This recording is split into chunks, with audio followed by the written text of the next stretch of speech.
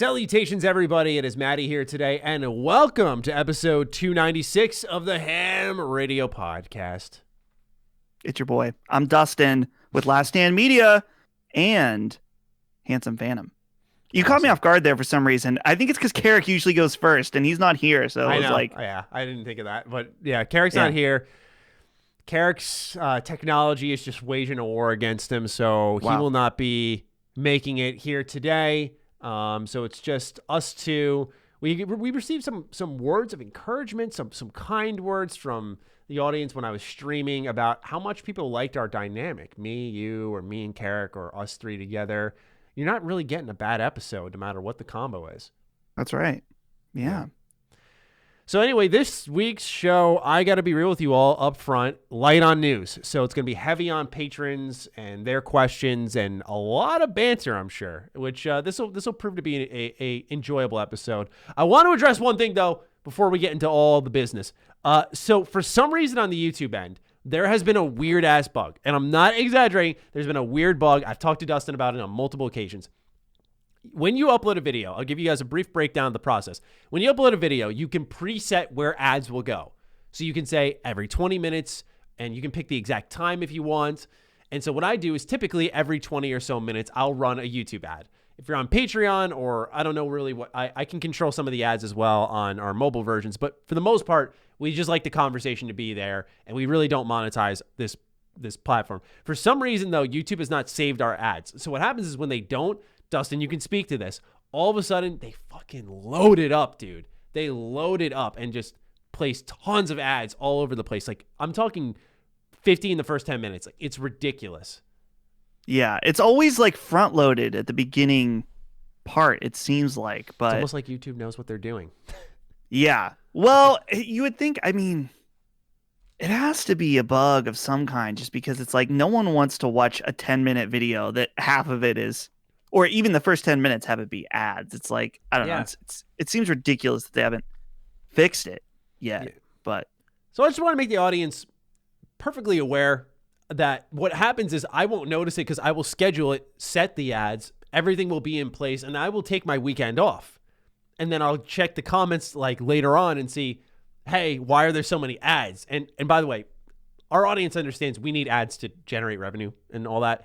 But there is a limit to that. And so just know we're going to keep monitoring that. But if you do see a shit ton of ads all of a sudden, just be patient because YouTube's bugging. Sometimes, like, if I schedule a normal upload, that's fine. But my podcast, they just ignore it. And they just go, hey, let's load this thing up. With that, though, of course, if you want to support the show and our ad craziness, head over to patreon.com/MrMattyPlays, where we're nearing 400 of you. Holy shit. You can get early access to the show. We're going to do our first monthly Q&A this week. So that'll be some bonus content. That's kind of our sub out for Extra Slice of Ham. And we're going to be doing bi-weekly patron exclusive videos. So we got something on the docket for that. So a lot of content being pumped out over there. Of course, pretty much all of that will end up going live to the public. Like, early access isn't necessary. The patron videos go to the public eventually. So it's just a place where you can support and help out if you would like. With that, though, enough of the self-promo. Dustin, we have very little to talk about, but let's go ahead and banter a little bit about some of the games you're playing. What have you been up to? It's been a couple of weeks, actually. Like, that's really... I know, it is weird. Stint. It's been on and off. Yeah. Now, Matty, you said that we're done with self-promo, but I have to self-promo myself now in relation to games because I finished Dark Souls 3 again on my stream, and I have to thank the H.A.M audience because there are many of you coming to my stream over at twitch.tv/DustinCanFly, and I appreciate that very much. And I'm glad, Matty, we've talked about there's a nice crossover going on between H.A.M Media, ACG, MrMattyPlays. All of this is just kind of like forming together. We got crossovers all over the place, and so it means a lot, especially when people come in the stream and they're specifically from this show is super cool. So personal invitation to anyone out there. We are done with Dark Souls 3, but the key thing, Matty, is that this was the first time I played the Ringed City DLC. Oh, I've seen that. Yeah, that's just pretty good. That's just hard. I watched a friend. Yeah, it was kind of what was cool about it was pretty much the entire game, with one or two exceptions, I did the entire game solo. But I've had some folks on my stream helping me out, whether they're just through chatting or whatever. Mm-hmm. But I made it clear that I wasn't co-oping with viewers, just because it can get, you're waiting for people to join in. It's a hassle. The very last boss, though, I brought in 2 viewers that had been with me for a while to beat the final boss together. Okay. So it was a very nice poetic finale to my Dark Souls streams. So what's next? I don't know what's next. Honestly, like, I don't want to make my streams just Souls, but I'm kind of like, man, it would be kind of fun to play Demon Souls again. Okay. So I'm thinking, now that I have a schedule for my streams where I'm doing like Monday, Tuesday, Wednesday, and occasional weekends, I was thinking like maybe certain days can be dedicated to certain things. So I don't really know what's next, other than I know a little tease. Maddie, you and I are trying to figure out currently a stream between the two of us, hopefully in the near future, involving some new games. Well, one of them would be a new game. Yeah, I know what you mean though. Yeah, there's some streams in the making. That's the thing. You're in a good position where you have like a thing that you're constantly going to stream. I play so many different games. Like I've been on a Mega Man kick lately, and I'm like, I don't know if I can really stream that. Like it's fun to watch.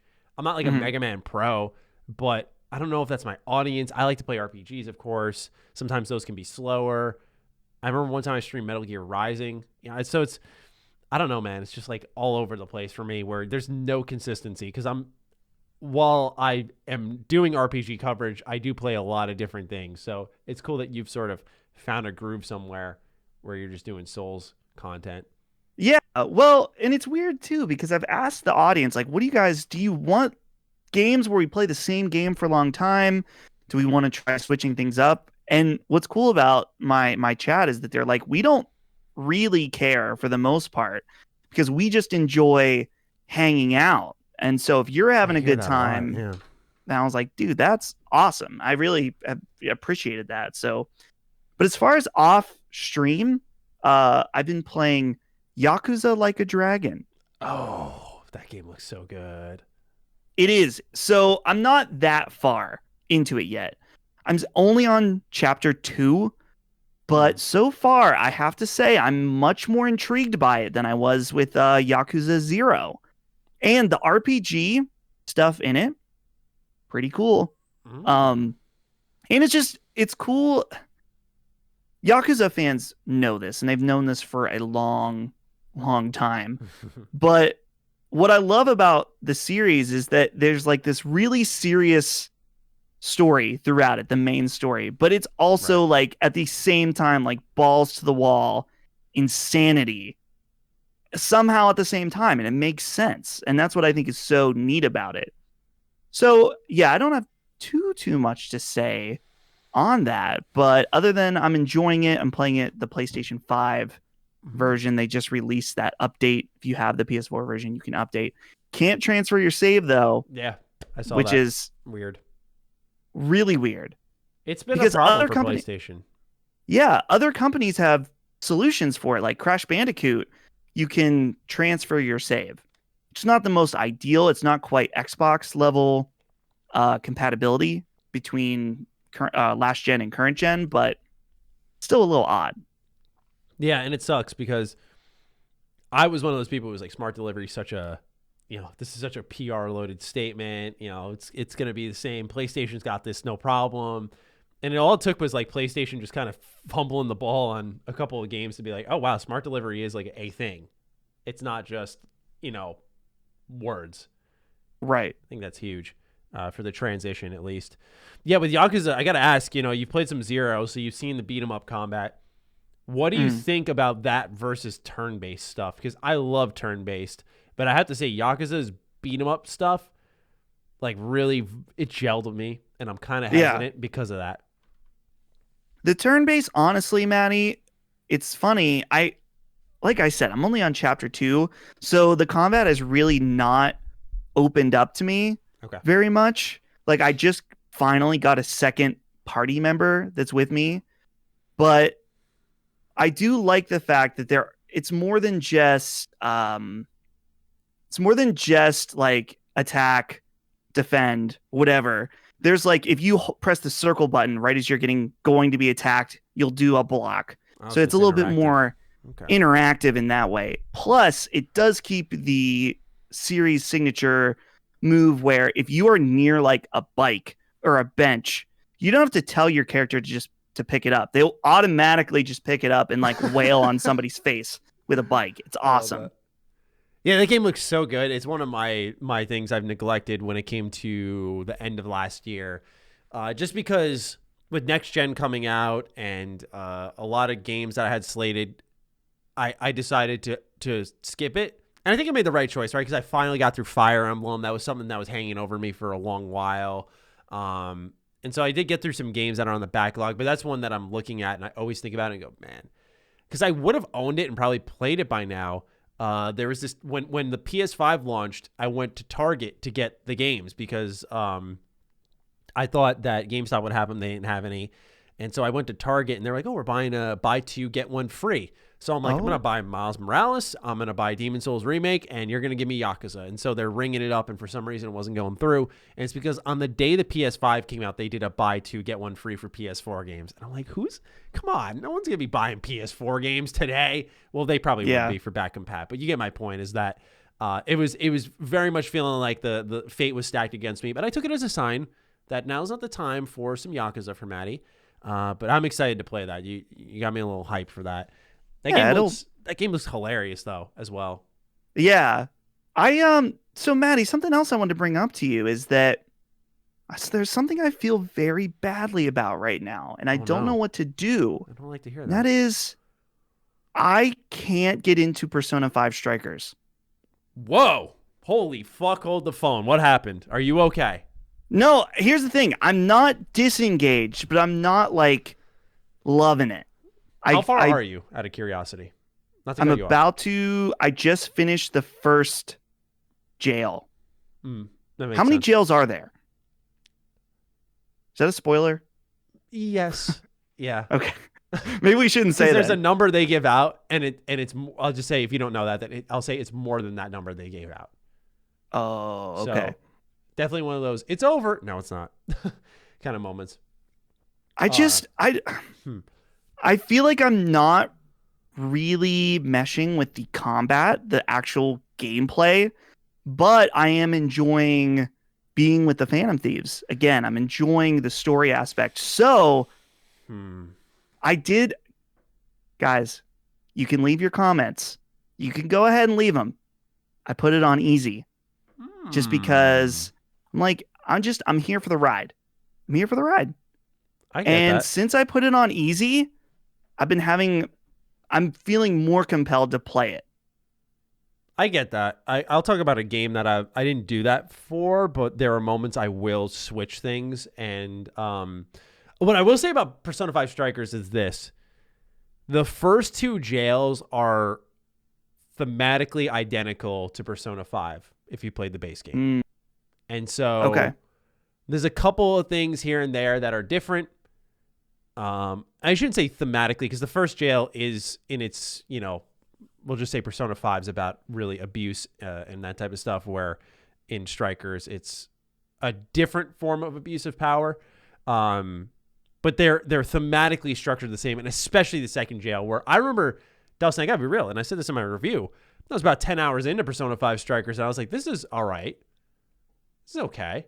And it's after that, someone woke up and went, what are we doing? We're following so closely to what the base game is. And it's not even one of those moments, for those who have played, they'll know, where, you look back at those two and you're like, it wasn't good in the moment, but now with everything complete, I appreciate those more. It's not even that. It's just they didn't do anything to like really set up. They're just overly familiar. Didn't play a major factor in my opinion. But after that, it's full steam ahead. It is a good game, but I get that. The first 10 hours, I think they really were hoping you would love the combat because it's not turn-based. Like that's what I think they were going for. And that's why, I think it's precisely what I wanted. It's a good addition to the Persona 5 storyline. They handled their characters well. The combat's enjoyable, albeit it gets pretty spammy towards the end game. But it's not nearly... It could have been so much worse. And right. Atlas does a good job handling their spinoffs more than anyone I know in this industry. But I think... I'm curious how you'll feel after you finish the second jail. If you do. Yeah, no, I'm... Matty. Dustin Furman will be finishing Persona 5 Strikers. It's just not like on a fast track, which is just weird for me. But I want to, every time I play it, I'm like, is this the time that I'm going to get sucked in? Which here's the other problem. This is a personal problem, not a problem with the game. I bought the game on PC and I'm playing it with the controller and I'm not streaming it. And there's something new that's happening in my life, Matty, where PC games feel different now that I'm spending so much time on my PC for work. Welcome. Yeah.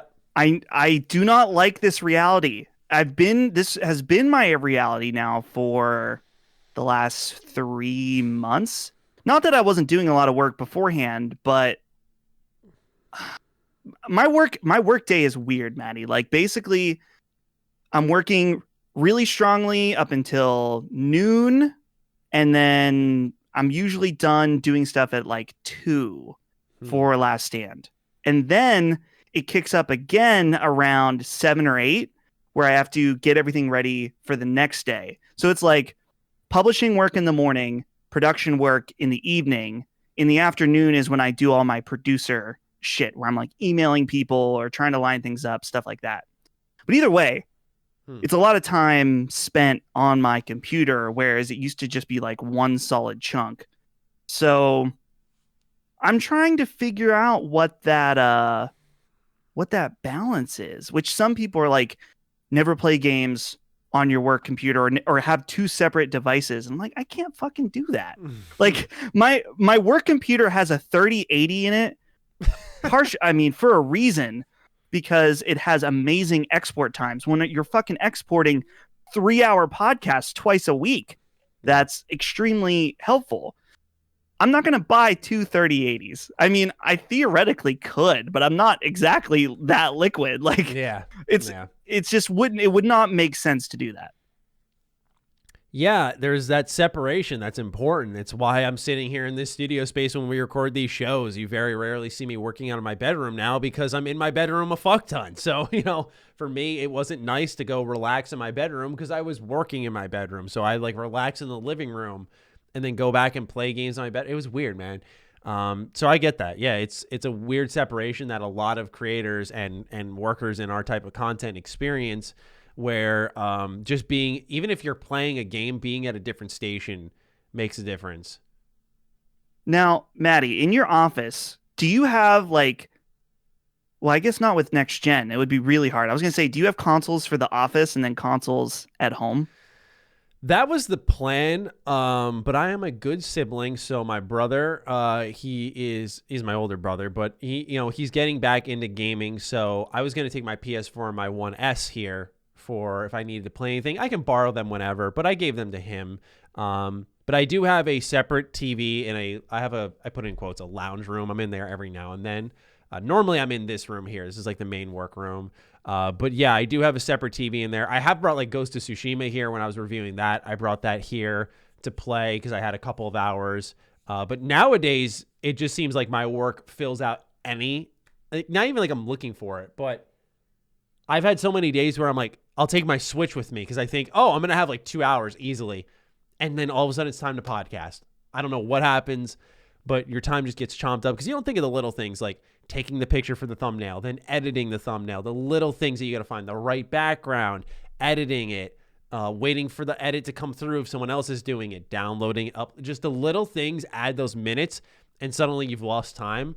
And I don't regret it, but it makes that separation you're talking about all the more important. So that's why like with the ads that we didn't notice, when my work week is done, it is done. I don't care if I lose views because I don't upload on Saturdays. It's done after Friday because we podcast till like 7, 8 at night. And it's like, dude, I need some time for myself now. Right. Yeah. I was asking people again, comments. I'm ready. Oh no. People make fun of Colin because he has a PlayStation 5 on his downstairs TV and in his bedroom. And I kind of thought it was silly too. But with my new streaming, where I'm doing streams 3-4 times a week now, I have my PS5 up here in my office.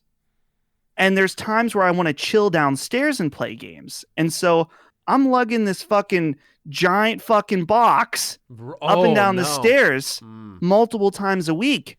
And at some point I'm like, okay, guys, I'm serious. I know there's a point where it's like, is it worth buying a second? Like, how much time am I spending and how annoying is it over the course of, an entire year? Is it potentially worth not for scalper prices, obviously, but would it eventually be worth buying a second PS5 so I don't have to do this? Which I know there's some people like, well, Dustin, it must be nice to have money to have 2 PS5s. I'm like, no, I'm just not a flex. I get what you're saying, because for me, I have my camera set up behind me. For those who are watching on video, you can see the tripod. Typically I have to carry my equipment back and forth every single day because I don't during the winter here, I don't know if I'm going to be locked at home for a couple of days. So I can't just leave my stuff here. So I am lugging my tripod, my camera, all of my external hard drive, everything. I'm just lugging my setup back and forth. So I get that. And I've had to bring my systems here before. And yeah, if I had the extra money or if I had the desire to, I don't stream enough where I feel like it's needed. But, I totally get the idea. And it's, once again, one of those things where I think most of our audience would understand, but because it sounds like we're talking from a point of privilege, but it's really just that the amount of time you save when everything is set up and you're good to go. I've left my camera here in its spot where I can just walk in. And if the camera's right where you left it, where you have to pull up, in my case, pull this chair over in front of the bookshelf there and then just sit down and record, it allows you to transition very easily into that flow that you want to be in when you're working. And it's one of those, it's a unspoken thing, and it's very much an invisible thing that people don't anticipate until they start doing it a lot. And those little tedious things, it's not a point of privilege. It's just it allows you to get to the part that you need your most energy for. You don't want to spend time lifting and lugging consoles and all that stuff, not because you're too prissy to, just because you want to focus on, let's get to work. Let's stream, right? Let me sit down and stream. That's it. Yeah. And that's the thing is I think I'm probably too much of a cheapskate, even if it's and this is a thing, Maddie, I'm sure that you have to consider regularly also, is that it's a PlayStation 5 for us and all of our next gen consoles are business expenses. We need those. No, legitimately, no, they are. We need them in order to make the content that we make money from that literally keeps us alive. As are the games, as is the equipment. Yeah, it's interesting, isn't it? Right. Yeah. And so it's hard to, we love video games. This is why we do what we do. We have always loved video games. And so we're so fortunate to be in the position where video games are our job. But at the same time, a console is not just a toy. It is a piece of equipment that we use to generate income, which sounds slimy when you say it like that, but people have to generate income to survive. That's how the content gets made. Yeah, I feel you on that. Yeah, I think people are going to appreciate this segment because it's a little look behind the curtain at some of the business and the back and forths. And it's not like we're acting like, oh, it's so hard, man, I got to lift my PS5. No. Some people don't have PS5, but oh, woe is me. Now, it's just the little things that you do to because if you're driven creatively, sometimes that's not always going to be the most monetarily sound move, at least in my case. People are associating me with Xbox stuff. So for me, making a Vita video, it's I grinded that out and stuff. And, is that the most savvy business move? No. But you want to get to that creative state as soon as possible. And you don't want anything getting in the way. Yeah. Yeah. I'm in agreement. And that's the thing is that, it's funny. I was thinking about, I debated heavily on whether or not to buy one of these Elgato key lights, because basically right now what I'm doing is that any money I'm making on my streams, I'm putting back into making the streams better. So this Elgato key light was around $200, which I was like, could that possibly be worth it? And then I was thinking, I'm like, Dustin, before I was working for Last Stand Media, I worked in video production at an actual video production place for 7 years. I was like, oh, we would spend $200 on a light, no question, for professional production work. Like, that's just, video equipment is expensive. And once I like switched my brain, I was like, oh yeah, this is something that I'm going to use for not only the streams, for Sacred Symbols, for ham radio, literally any other thing I do. $200 is a sound investment for something that is high quality and convenient for the work. So I don't know. It's always I don't know. I'm always thinking about like cost analysis, whether it's worth it. I will probably never buy a second PS5 for streaming. It's just always like every time I move it, I'm like, it'd be kind of nice to have a second PS5, but I won't. I'm too much of a cheapskate. Speaking of what you were saying about Persona 5 earlier, just to transition back to some game stuff, I mentioned a game that like I had to sometimes switch stuff, and that was I've been playing Final Fantasy 9 this week. Yeah, I've not even this week, just the last week and a half or so. I am about 20 hours into the game now, and it's been nice because I realized I've been playing a lot of fast games. I've played like the whole Gears series pretty much. I played Persona 5 Strikers. That's another fast beat 'em up. And so, you know, to go to an RPG where it's old, so it's slow, there's a lot of dialogue and some awkward cutscenes where you have to like use your imagination to fill in some blanks. It's actually been more refreshing than I expected. I got it on my Switch. I just want to say a special shout out to Square Enix, who did one of the laziest jobs with a remaster I've ever seen. The load times are still abysmal, even on newer hardware. Like, you will load into a battle and it'll be a black screen for like at least 10 seconds sometimes as it figures itself out. It's really fascinating in that regard. But to the point I was making is that since it's an old game, there are some parts that are imbalanced. I haven't really had to use this mechanic outside of twice, but there's a high speed mode. There's a safe travel mode. So you can turn that on and then like run around really fast and find out where you got to go. There's a 9,999 damage mode. So it's kind of like your story mode difficulty. You can just one hit everything, like bosses, everything. And then there's a battle assistant. So if you don't want to use the 9,999 mode, but you want a little help to restore your health, MP, you can enter this mode called Trance, where you like get your attacks powered up. You can activate battle assistance, and that'll fill you back up. So I accidentally used 9,999 because it doesn't tell you when you activate it outside of a little watermark on the bottom right of the screen. I had no idea what it was, so I started up one of the first boss fights in the game, and I just hit him for a ton of damage. I'm like, oh, wow, they're probably telling me how powerful my character is. This is so cool. And then I realized like I had this thing on because I was like one-hitting like mob enemies after. And I was like, what is going on? And then battle assistance I also accidentally had on because it was just a sword and a staff as a watermark. And I don't know what that means. And so that was on at some point. And I ran into a dragon, which was like a secret mini boss. And one of my teammates just wasn't dying the whole time. Like, just getting hit, pelted with like multi-thousand damage attacks, but they were standing. And I'm like, what? Is the game bugging? And then I found out that was on too because everyone ranked up by like 10, 15 levels. And I thought, no, this definitely wasn't supposed to happen. So I reloaded my save and I was like, what is this watermark? But point being is to keep up with the pace of the game, there have been times I've at least thrown on safe travel. Like, I'm already a high enough level. A lot of my gear has been grinded out. I just want to get to the next story part, but they'll still like give you tons of battles. So to be able to fast forward to put on 9,999 and be like, instead of fighting like 50 enemies before the boss, I just want to get to the boss because we're right here. Having that option has been phenomenal. So that's what I've been playing. Good story, talks about existentialism. A lot of that game. Like, that's one of the fan favorites of Final Fantasy. Great. And to be honest, I've always found the characters a little off-putting the way they look. A lot look. of animals and spin-offs of animals. Like, one of your party members is a rat dragon knight. Zidane has a tail. Vivi's like a black mage sort of. I don't want to say where he had come from, but like, it's like this kind of creature.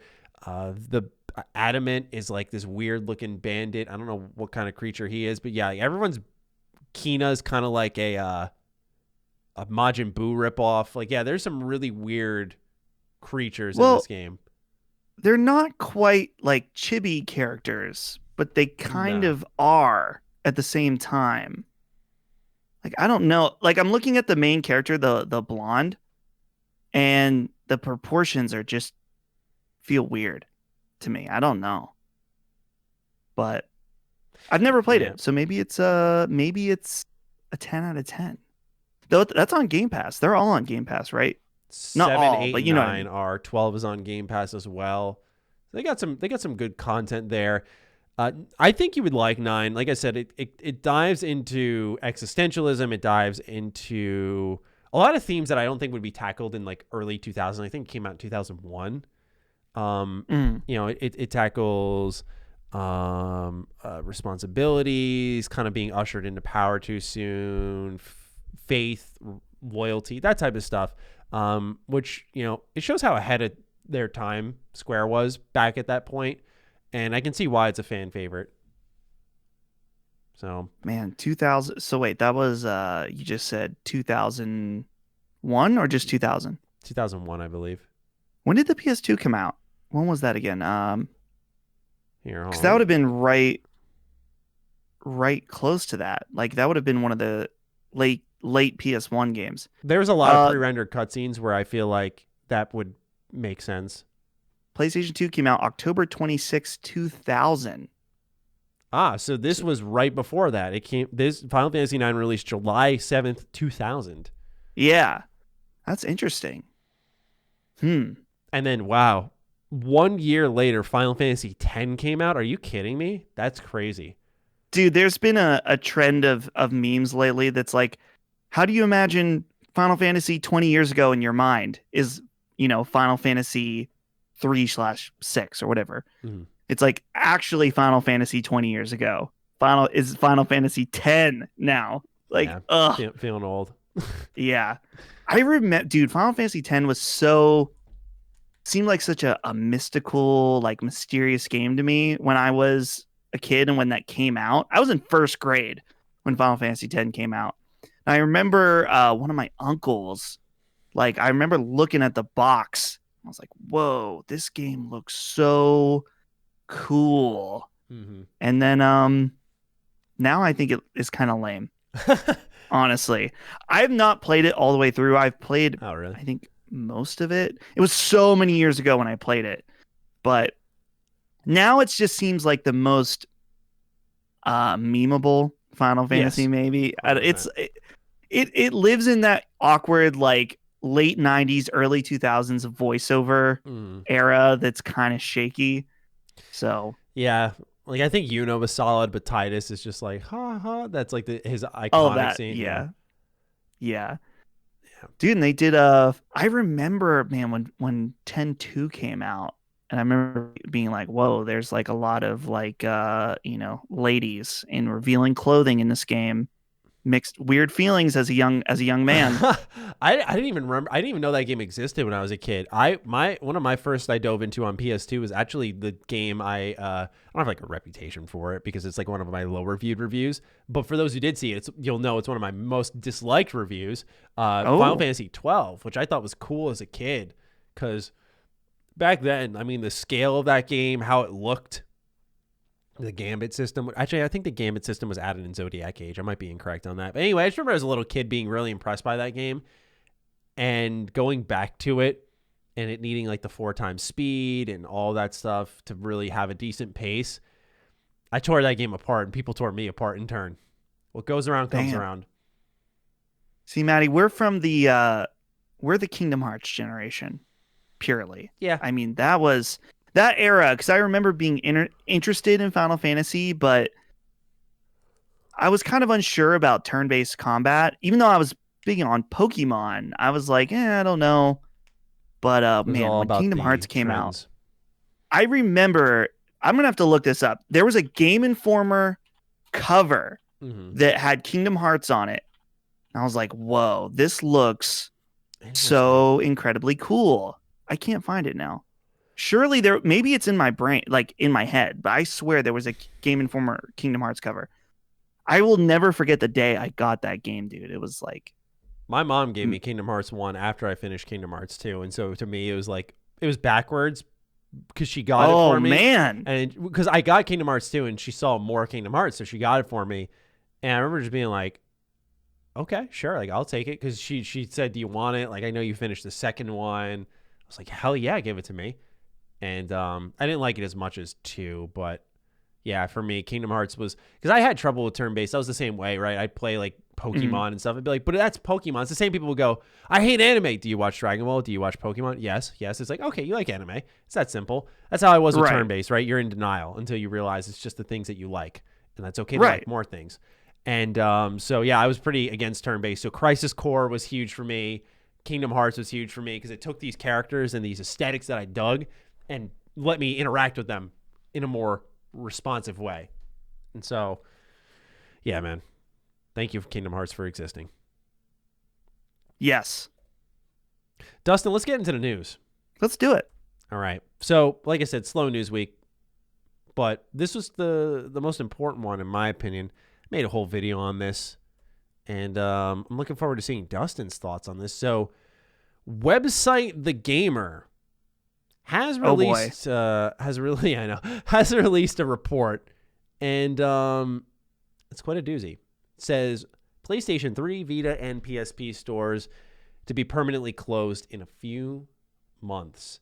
It says that they aren't long for this world, according to a source familiar with the situation verified by The Gamer. The stores are due to be closed down from July. The announcement is planned for the end of this month, so it should be happening soon. And by the time this episode goes live, it may have already happened. PSP and PS3 stores are to be closed July 2nd, while the Vita store will stay open until August 27th. After those dates, you will no longer be able to purchase digital copies of games or DLC for any of the Sony consoles mentioned above. The PS3, released in November of 2006, sold 87 million units during its lifetime. The console officially ended production 4 years ago after 11 years on the market in 3 model redesigns. The PSP enjoyed similar success, selling around 81 million units since its release in March of 2005. And of course, the Vita was a bit of a flop, which The Gamer says, I disagree. The second handheld released in December of 2011 and sold between 10 to 15 million units across its lifetime. So if you own any of these games, ladies and gentlemen, take this as the sign. Go get your physical copies. Dustin, as a PlayStation guy in a lot of ways, you help out on Sacred Symbols. There it is. Your physical Persona. This is already hard to get. Isn't it like kind of expensive? It is expensive now, yeah. I will look up some prices while you talk. But yeah, feel free to fling some games out there, and I'll give people prices. We'll give them perspective on this episode. Well, so my main Vita collection, which I don't have many, I think I have like 6 maybe, is downstairs. But this is the one I always, keep it close. That's what I always say. I'll say it again. Keep your friends close. Keep your copy of Persona 4 Golden closer. So here's the thing, Matty. Box copy going for $91. Go on. For this? Yeah. $90? Are you kidding me? And the bidding's not done. It's got 20 bids, free shipping. Yep. Complete. And is it sealed? Nope. There's a sealed copy going for $750. Holy shit. Matty, they had a premium edition, I guess. I didn't know that about Persona 4. You know that? I want that. That's the sealed impossible. One. It comes with the Vita skin, face cover, hard pouch. What?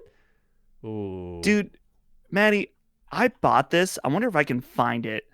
I believe I bought this for $20 on Amazon. I bought it for $20 a few years ago. 18 actually with the used prices. That's crazy. I have to see this with my own eyes. Persona 4 Golden. Oh my god. Wow. Dude, people, I don't know. I guess what will end up being pricey?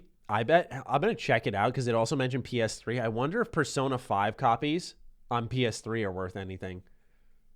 Have you ever thought of that? No. Let's see. This is so crazy, dude. Okay, I have to look on my Amazon account. I have to look. This is just Persona 4. Yeah. Okay. Here it is. Order details. My order details. I spent $21.19 on this copy. Oh, damn. And now it is worth much more than that. I wonder if Persona 4 Dancing All Night is rare too, because I also have that.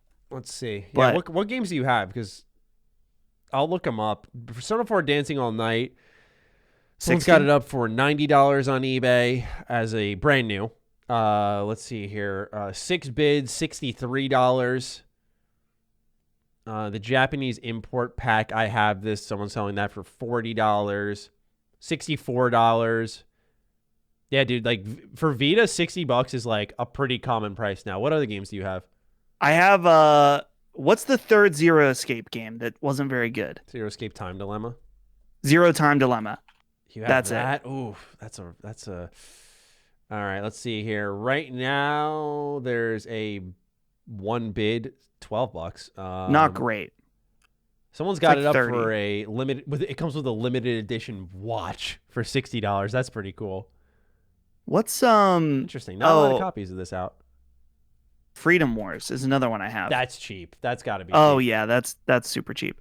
I have Danganronpa 1, I have Danganronpa 2, and I have Ultra Despair Girls, which I'm sure those cannot be. Those are expensive. Cheap. Yeah, Danganronpa. I saw someone selling the whole trilogy for $300 together.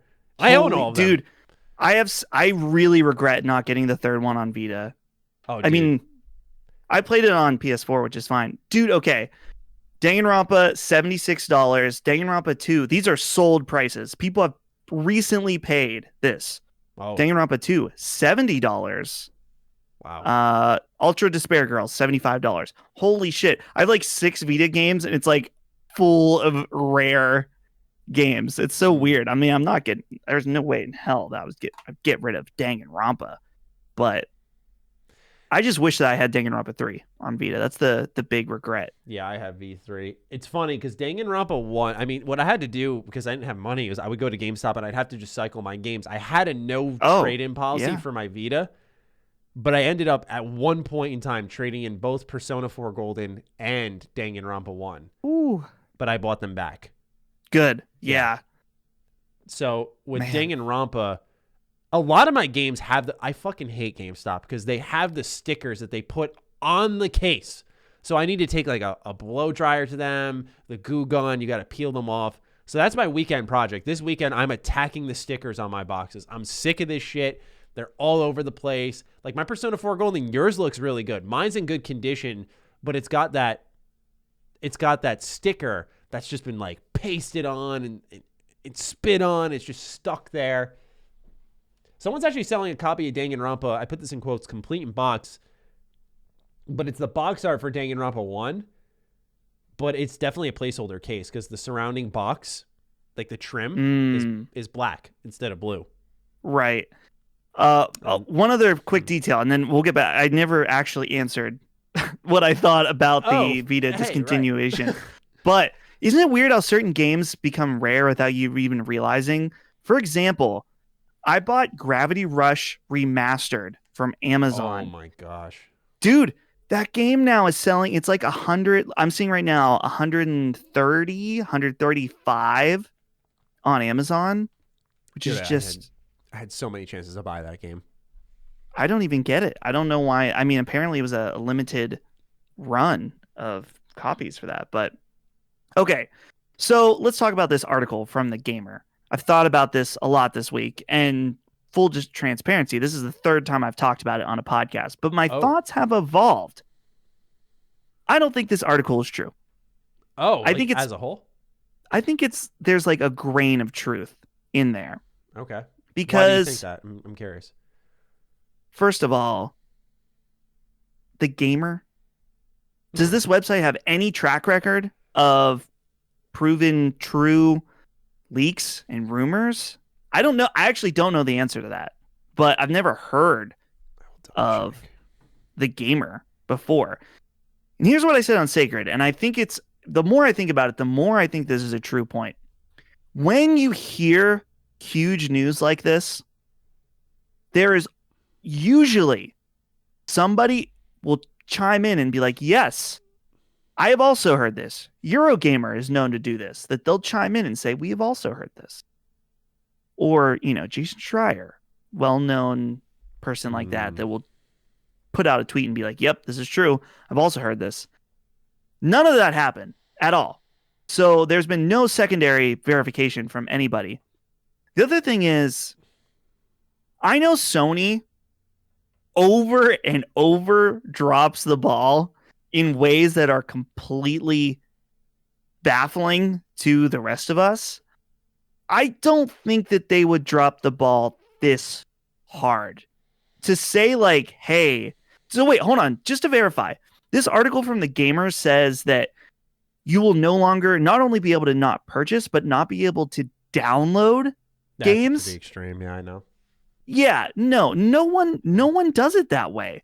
There's no way that they would pull the brakes that fast.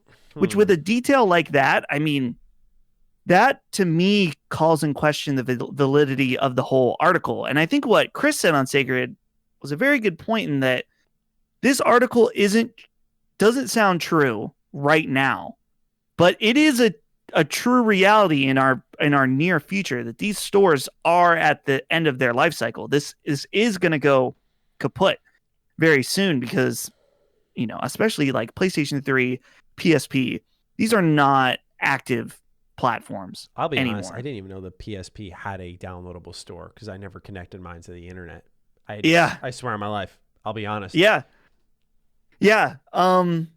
So it will be true, but I really don't expect the rollout to be like this, to be like, hey, not only are we shutting down the store, but you're not going to be able to download stuff anymore.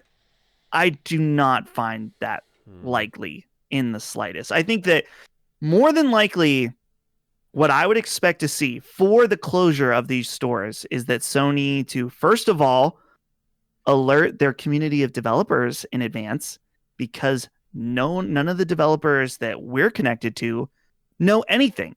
Colin, many of the audience knows, he owns a large portion of a studio, Lily Mo Games, that regularly releases all their games on Vita. They've heard nothing. And other developers have heard nothing. That's just irresponsible if this was true, for them to not tell their developers that are actively working on Vita games that they're going to shut down the store. That just doesn't make sense. Mm-hmm. So I think that's fair. I would expect when this eventually does happen that they're going to say, hey, we are going to shut down these 3 stores.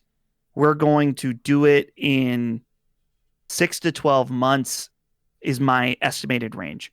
They're going to say it's this date, which would be 6 to 12 months away. That's when you're going to be able to stop buying. Then at an even further out date, that would be the day that you can stop downloading. Because that's like what Nintendo Wii did, I believe, is that they like have a cutoff day of purchases, and then much later there's a cutoff day of downloads. So, all right. So one thing I remembered with the reporter who did this PS Vita, PS3, and PSP article was, his name's Kirk McCand, I don't know, but he also reported about Techland's leadership, which the CEO did respond to and was pretty transparent about things that were ongoing internally. So I will say that so far in my eyes, from what I've seen, he has been 1 for 1. So I'm a little more inclined to believe this. What I was thinking was, I know with the Vita, I don't recall as deeply with the PS3, but I know the Vita, to get to your download list, you have to be able to access the store. So let's say I want to go in and download Mercenary Kings or something on my Vita. You have to go into the store, and then on the bottom right, you click the 3 dots, you pop up your download list, and you can go through everything you have. So I wonder if they close the store, that'll inadvertently close your ability to download old games. Once again, I'm not familiar with the PSP because I didn't even know it had a digital storefront. But also, your lack of access to Vita being able to download games on the storefront will hurt the PSP market, because those games are cheap now. I'm letting everyone know right away. I built out my whole collection of like 50 plus games for $200. That's really, really good. Those prices are going to go up because you have no other way to get them. And the Vita was one of the best places to play these PSP games, where you could have all of those PlayStation handheld experiences on one console. Not being able to download them hurts. That's why I downloaded Suikoden 2 right away. I made sure, like, hey, I need that because I don't have a PS1. That's one of the most rare games to get. And the PS3, I think, is the only other place you can experience that. That's also going to lose it. So be mindful of the stuff you download. I'm personally, though, not to like go against you here, Dustin, but I believe it. I think it's going to happen, and I think it is going to be as drastic as a shutdown because Jim Ryan has kind of shown he does not give a fuck about backwards compatibility, and that's not a problem, right? That's not the drum that Sony marches to, and he's been pretty clear. What was he talking about? Gran Turismo, I think it was. He was just like pretty much saying, who cares? Like, who wants to go back and play that? And I really do think PlayStation, maybe this is what they meant, right? When we said, PlayStation is going to transfer consoles quicker than anyone we've seen before. Maybe this is part of that, right? We thought it was going to be because of games. Like, we thought they were all going to be next gen. We're seeing Horizons cross gen. We're seeing God of War's cross gen. My guess is maybe this is what they meant. Like, we're just shutting shit down as soon as possible. Because to me, the 3 and PSP make a little more sense.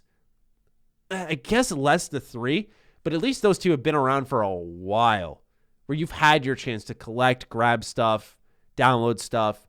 The Vita, it's approaching a decade now, and it hasn't even been a decade, technically. We just read the date, December 2011.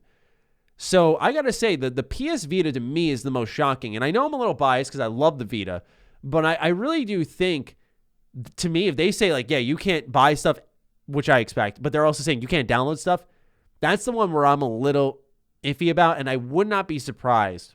I don't say it's to paint them in a bad light if they just didn't let their developers know, because outside of Colin and a couple of other teams, Colin and Lily Mo, and a couple other teams, how many are developing natively for Vita and then porting to other consoles? It's very few. It's awesome that there's a group there, but I feel like PlayStation has made it clear, like, this is not our priority. We don't care about this console. Gave it the kiss of death, walked away, stopped producing it. The games are super expensive and hard to find. And I just think the wrapping up of the Vita store is just kind of dumb. And all of these in general. I'm a believer in game preservation, and it's why I don't like the whole all-digital future. Because stuff like this, I'm going to sound like a broken record, and I'm going to sound like probably every podcast you listen to. But I just, not having access to games after a certain point in time, there's just, I don't like that. The fact that, for example, Spider-Man can license out a bunch of games like Amazing Spider-Man 1 and 2, Web of Shadow, Shattered Dimension, and these can all get knocked off the storefront, and in turn now, like, each of those games is like $50, $60. I saw Amazing Spider-Man 2 for Xbox One at my local GameStop for $60. And I looked it up online. Technically, it's a deal. I fucking hate that game, so I didn't buy it. It goes for $120. Like, that's the kind of importance. Like, I get it. Go play Spider-Man PS4. It's way better than anything that series will offer you. But just in the terms of game preservation, be able to look at something, revisit it. That ease of access is so important. And no company outside of Xbox, and even Xbox has kind of wavered on they haven't added anything to back compat since 2019, I think. So even they've wavered a bit, and that's kind of the thing that carried them. Like, they need to focus on that. And so I have to say, I'm not too pleased by this news, Dustin. No, quite disappointed. Yeah, it's sad. It's one of those things that I'm curious about.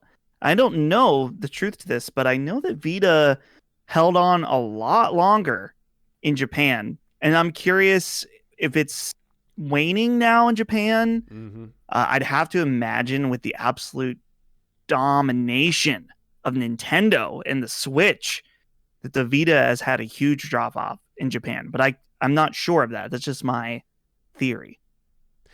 Yeah, honestly, I don't know what more I could personally add other than, like, besides just bitching a lot. It's disappointing, and I get it's a small market, and I get business-wise why it makes sense, but I don't know, like, how much do you think it costs them to say, hey, let's just, not money-wise, but, like, do you think it really cost them that much to say, like, let's keep these storefronts up? is it that pointless to them? That's what I wonder. To me, it's, I'm not one of those people where I'm like, what about the ethical nature of game preservation? Because I get for them it's a business. As much as I care about it, I understand a lot of them don't. But does it run your business down that much where you cannot keep the Vita, the PS3, the PSP store? The PSP makes a little, I feel like I could get that a little bit. But the other two, I mean, really? I don't know. Yeah, Colin brought up a good point in that there's a lot of clerical work that goes into keeping games on the storefront, right? Like you have a developer, like how many developers are there that have released one game on Vita, some small indie that maybe not even is around anymore. And so they may sell 2 copies, 3 copies of their game a year from someone that, some weirdo that bought their weird game. And so they have to send this developer that doesn't exist anymore, but maybe there's one guy attached to it or whatever. They got to send them $6. They got to account for this in the books that they sent this person $6 for the game that they sold. And there's taxes involved with that and XYZ. And so, maybe they're looking at that. Yeah. They're like, wow, how many hundreds of games do we only sell single digit number of copies of that we're doing all the work on the books for?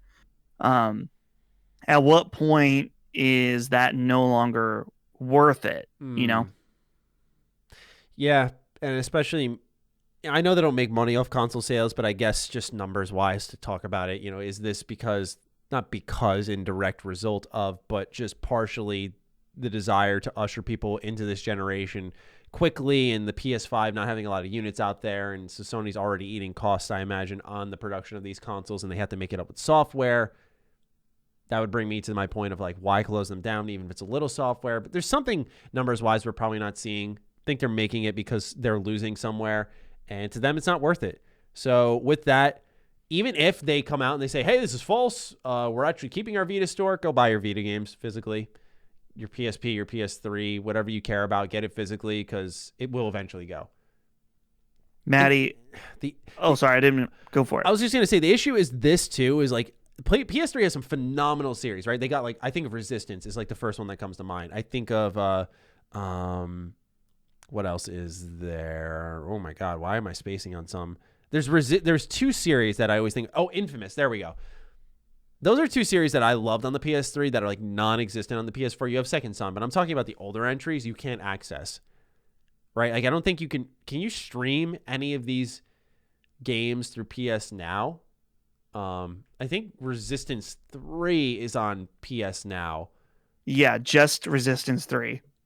It's weird. Okay, so see, then that further solidifies my point of like, either go buy these games or bring them over, do something. I understand the lack of investment in back compat and the desire to move on, but what if you introduce this remastered Resistance trilogy, it catches on, and you make a new one? Like, people have to be familiar with it at some point, I would say. Right. I don't know, man. Yeah. Honestly, the big thing that I'm considering is that I've always wanted, so I have an OLED Vita, like the original, the OG, which I would say is the superior one, but I've always wanted an aqua blue PS Vita Slim, the 2001. I'm like, is it the time? It's so hard to justify. This comes back to me being a cheapskate. To get one of these new PS Vita aqua blue, you have to import it from Japan. Right now on eBay, I'm seeing $375. Yeah, can't do that. Yeah, but now's the only time that I would be able to do it. I would say, I know you, so this is why I would say it to you, to our general audience. Obviously, it differs per person, but I was going to get another Vita. I didn't even talk about it. I was just thinking every now and then about it. And then I was gifted one by my girlfriend, my Persona Vita. Did you ever see that? I saw your fucking pictures on Twitter, and it upset me deeply. Yeah, I was going to say, good. I was flexing hard. But I love that shit. And so, to me, when I got it, I went, now that I saw the store closing down, and I remember Colin, I think he said that, like, the batteries can fizz out on them. So to have, like, a pretty much brand new Vita And like part of the paranoid person in me wants to say like, do I just get a third real quick? Do I just take it off the market real quick? I don't know about that, but hey, I would be lying if I said it hasn't crossed my mind. I would say if you care enough and you want to make sure you got some longevity for your Vita, maybe get a second one. Wouldn't hurt. You don't have the Slim. You can justify it that way. Dustin, as we said, beginning of the show, this is a little business expense. You need to talk about that Vita, the dying Vita. That's right. You need that to run your business. Here's what I gotta do is I just gotta keep an eye on like Facebook Marketplace. Find someone who I'm not saying I'm taking advantage of somebody, but someone who lists it and doesn't know. Oh, you are. Then maybe lists it for like 200, or something like. Maybe they just want to get rid of it. Yeah. I've seen them on there before. It's rare. No, dude, that's why I went on like Mercari, because like I think I got Resistance Burning Sky, and I'm on eBay, and it's like $40-$50. I'm thinking, dude, I like Resistance, but that's a little too much. And then I think because it's like a 5-6 hour game, and then I go on Mercari, and someone's selling it, beautiful condition, $20. They're just trying to upload it. Mercari, Mercari. It's like just people just like offload stuff there, and so I saw it, and I went, all right. Well, is this like OfferUp? I don't know. I've never been on OfferUp, but I used it. My buddy introduced me to it, and I like it. Interesting. Is this local or is it shipped? Shipped.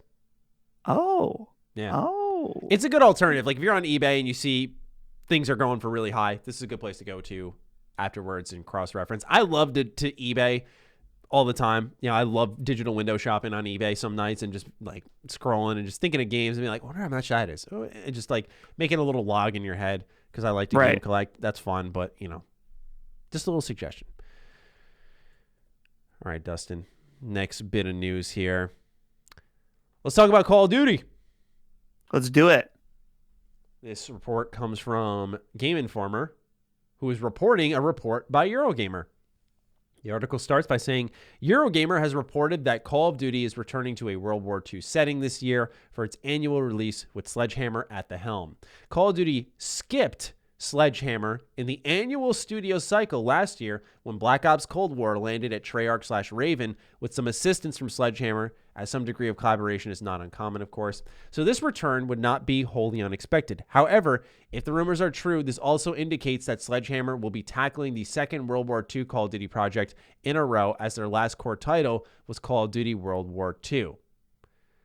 Other sources around the internet are also reporting and rumoring on the setting, but not all sources could agree on the exact nature of the World War II setting. It's also going around that the setting could be an alternate history take on World War II, where the war never ended. That sounds like more of a Treyarch title, says the writer. Let's see here. And that'll be it for that article. So I know we don't talk about COD here much, but Dustin, does an alternate history take on COD World War II, does that tug on you to come back at all? Because I got to say, once again, a lot of people thought I was caught up in hype. I'm going to say it again. Call of Duty Black Ops Cold War's campaign is legit amazing. One of the best surprises last year. I loved it. Highly recommend you play it if you have the chance to. Is it worth spending your $60 for? It depends how much you like the whole package. I liked it, so I thought it was a really good time. But that was like the last COD campaign I liked since maybe Black Ops 2. So with you, Dustin, I don't know how often you dip your toes into the COD pool. It's been a while. I did play a good bit of Cold War. I played more of the multiplayer. I hear the new Zombies mode is supposed to be very good. But I enjoyed it. Yeah. As far as a new... I feel like it's funny. Everyone was clamoring for World War II to come back. And I think that it came back a little too much in a way, because we had Battlefield 1, which wasn't World War II, but it was still, we'll consider that World War 1 and 2. We'll just lump those. It was unique and interesting. Then there was Call of Duty World War II. Then there was Battlefield 5, which was World War II. So now I'm kind of like, let's wait a little longer till we bring back World War II again. That's my preference, though. So in order to excite me, we'd have to lean pretty hard into this alternate history idea. Mm-hmm. And I like that. I think alternate history stuff is really cool. Yeah. So, yeah, a lot of potential. It's weird, though. I don't think Call of Duty would do like a Wolfenstein type situation, but I like thinking about it like that, in that, like, okay, some of the rumors were saying like, oh, World War II, where maybe Germany won, something like that. And that sounds intriguing to me. So, yeah, definitely it would have to be different. Sounds like someone at Sledgehammer played the Wolfenstein campaign and went, hey, this would be neat. That was really it. So for me, it actually isn't doing the trick on paper. Oh. Because I'm with you on the I've been World War II'd out. This is my favorite era of history to study. Like when we were in school, I loved to learn more about that time period, the 40s, leading into the 50s, a little bit before that as well. That type of stuff really just intrigued me.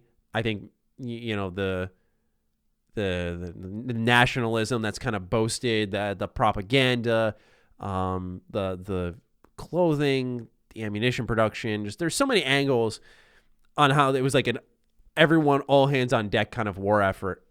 And so studying it was always interesting.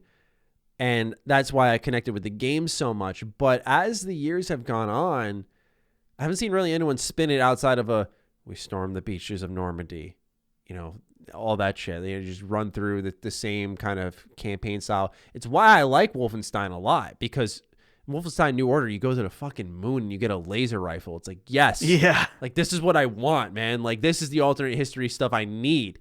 Where in Call of Duty, I don't know what they're going to do, but I don't want to judge it too harshly, of course. But I figured, I like the whole Cold War thing, because, you have the wet ops missions that you're running, and I think that there's like an untapped area there that's just not discussed as frequently as something like World War II. So to me, that's a little more interesting at times. Obviously, they've done a bunch of Black Ops games where what was once new when I was a sophomore in high school is now a really popular, well-known thing. But yeah, ultimately, these World War II rumors, I kind of saw it and went, okay. I'm more interested in what Battlefield's doing whenever that comes back. That's where I sit. Like, what's Battlefield up to? It's been a while. At least in my head, it's been a while. I don't know how many years it's really been, but it feels like forever. Surely they're going to go modern again. There was a rumor of some kind for Battlefield. I'll have to look it up, but Battlefield 6 has been in the rumor mill for a stupid long time. And I got to see, when was wait, hold on. Search bar's not coming up here. Battlefield 5 release date, November 2018. Was that the last Battlefield game? Battlefield 5? Yeah. Yeah, Battlefield 1 was 2016. Yeah, so damn. It's been a while. Typical dev cycle, but it's been a while. Let's see here. Battlefield 6 setting. Let's see what people are saying. No, it's just speculation. I don't want to toss it out there. So who knows? But I'm more anticipating that because it's been in the oven longer. That's the thing, Maddie. The question for me is like, someday Call of Duty is not going to be the top selling game, right? Nothing lasts forever. Nothing lasts forever. I'm just always surprised. I'm not speaking to the quality at all, because I think that for the most part, people love to shit on Call of Duty, and I think it's kind of silly, because it's like, yeah, these games fucking sell crazy amounts of copies because they're good. They're not my favorite games, but there has to be some kind of it's indicative of people like them, so they sell. They wouldn't sell if people didn't enjoy them. Whether they're to your taste or not is completely different. But the reality is, a lot of people really like them enough to buy them every year. I'm not the type of person that buys them every year, though. I really liked the new Modern Warfare enough that I also bought Black Ops Cold War and thought both of them were very good. So I don't know. Maybe I am an every year Call of Duty person now, but I'm just wondering, when does the public when does when do we lose interest? Not we as in the collective of all people who play games, but I don't know. Even a shaky release like the launch one for PS4, Ghosts, or Infinite Warfare, the brand remains incredibly strong. If not stronger. Yeah. It's amazing, honestly. Yeah, and I don't know if you could point to any one reason, to be honest with you, as to why it happens. I know, for example, there were a lot of detractors for Infinite Warfare. I thought it looked... normally I don't co-sign to what typically you hear people like regurgitating, which is like, oh, this kind of looks like Advanced Warfare expansion. But it did. Yeah. There were a lot of similarities there. And I know a lot of people like to rally around the product getting teared around. And we've seen that with Hogwarts Legacy. We're seeing that with 6 Days of Fallujah. We're seeing like people rally towards the thing being attacked or targeted or discussed heavily or critically. And so I don't think it's that.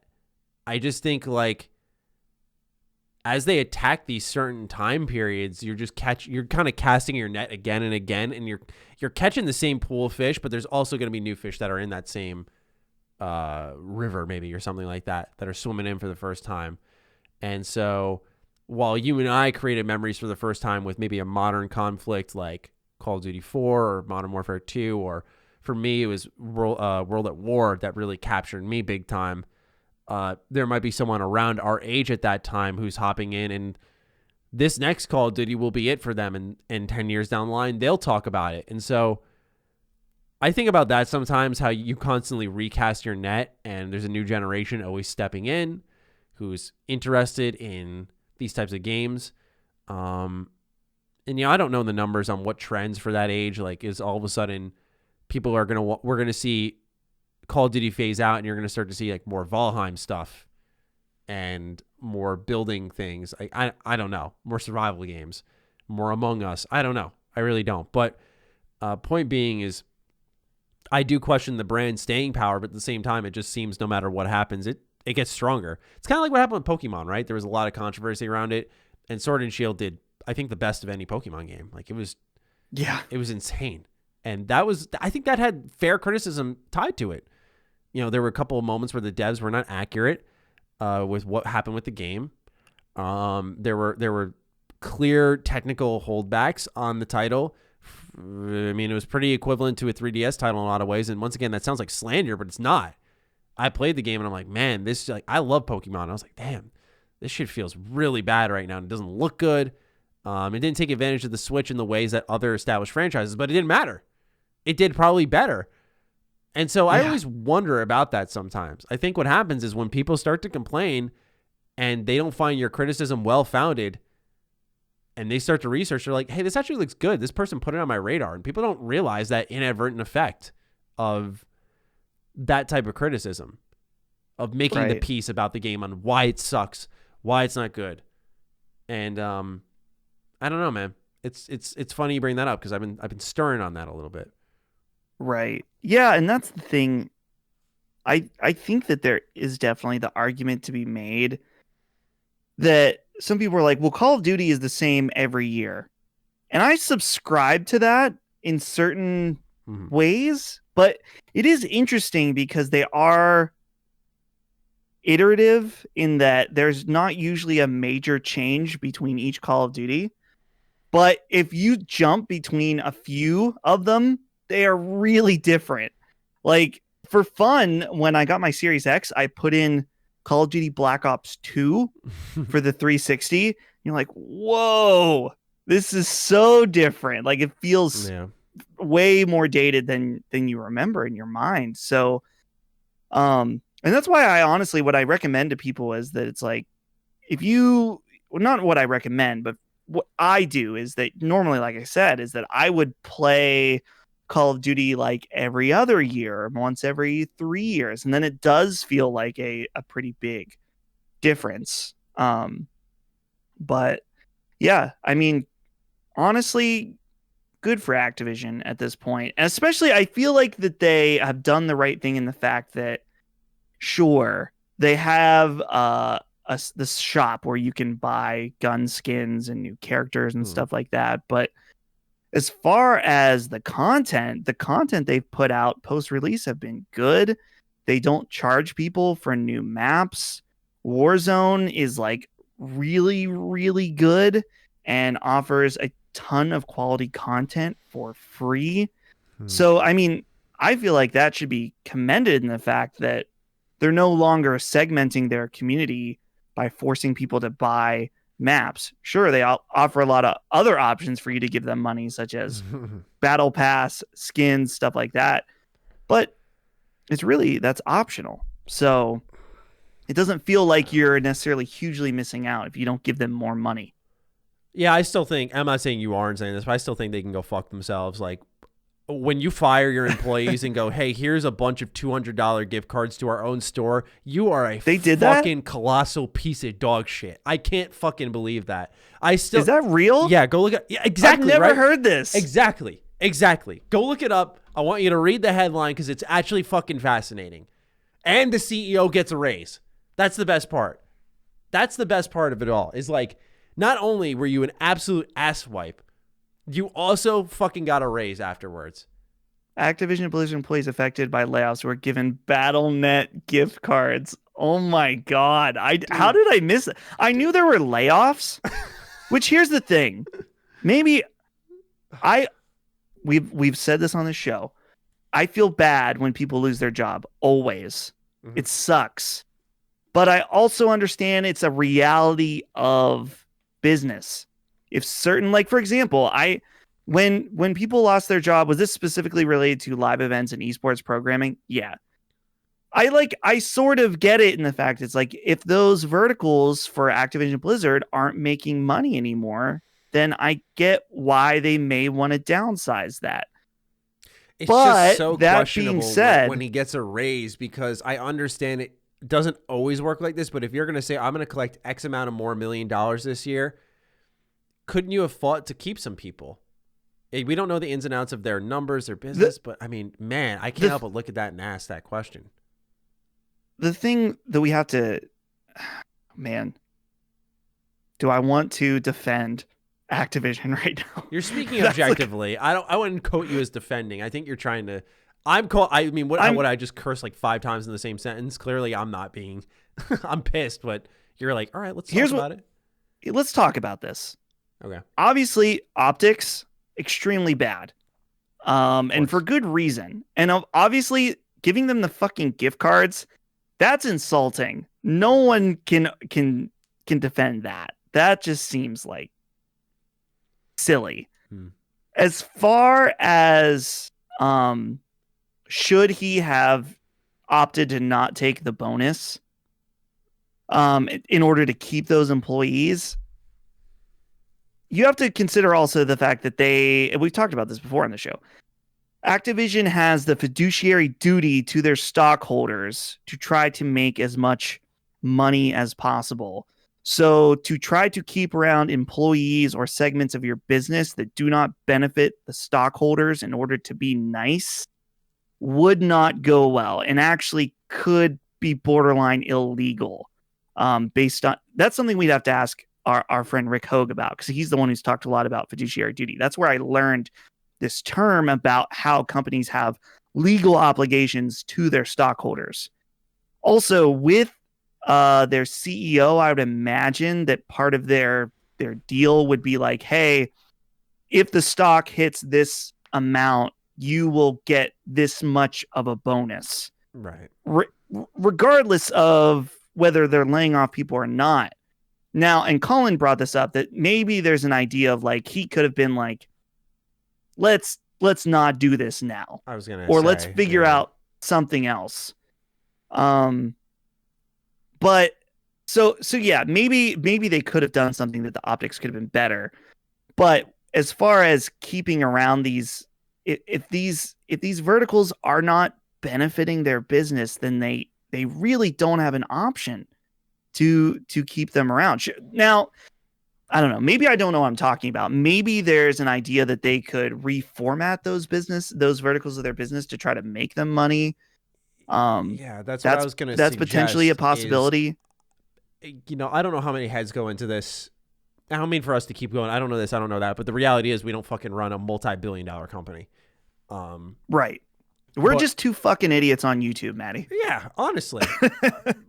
But still, I think we're speaking very fairly on the matter. I think we have some degree of intelligence here to kind of break it down where I don't know if it's just like, I think his name's like Bobby Kotick or something. I don't know if it's just him in the room making this call.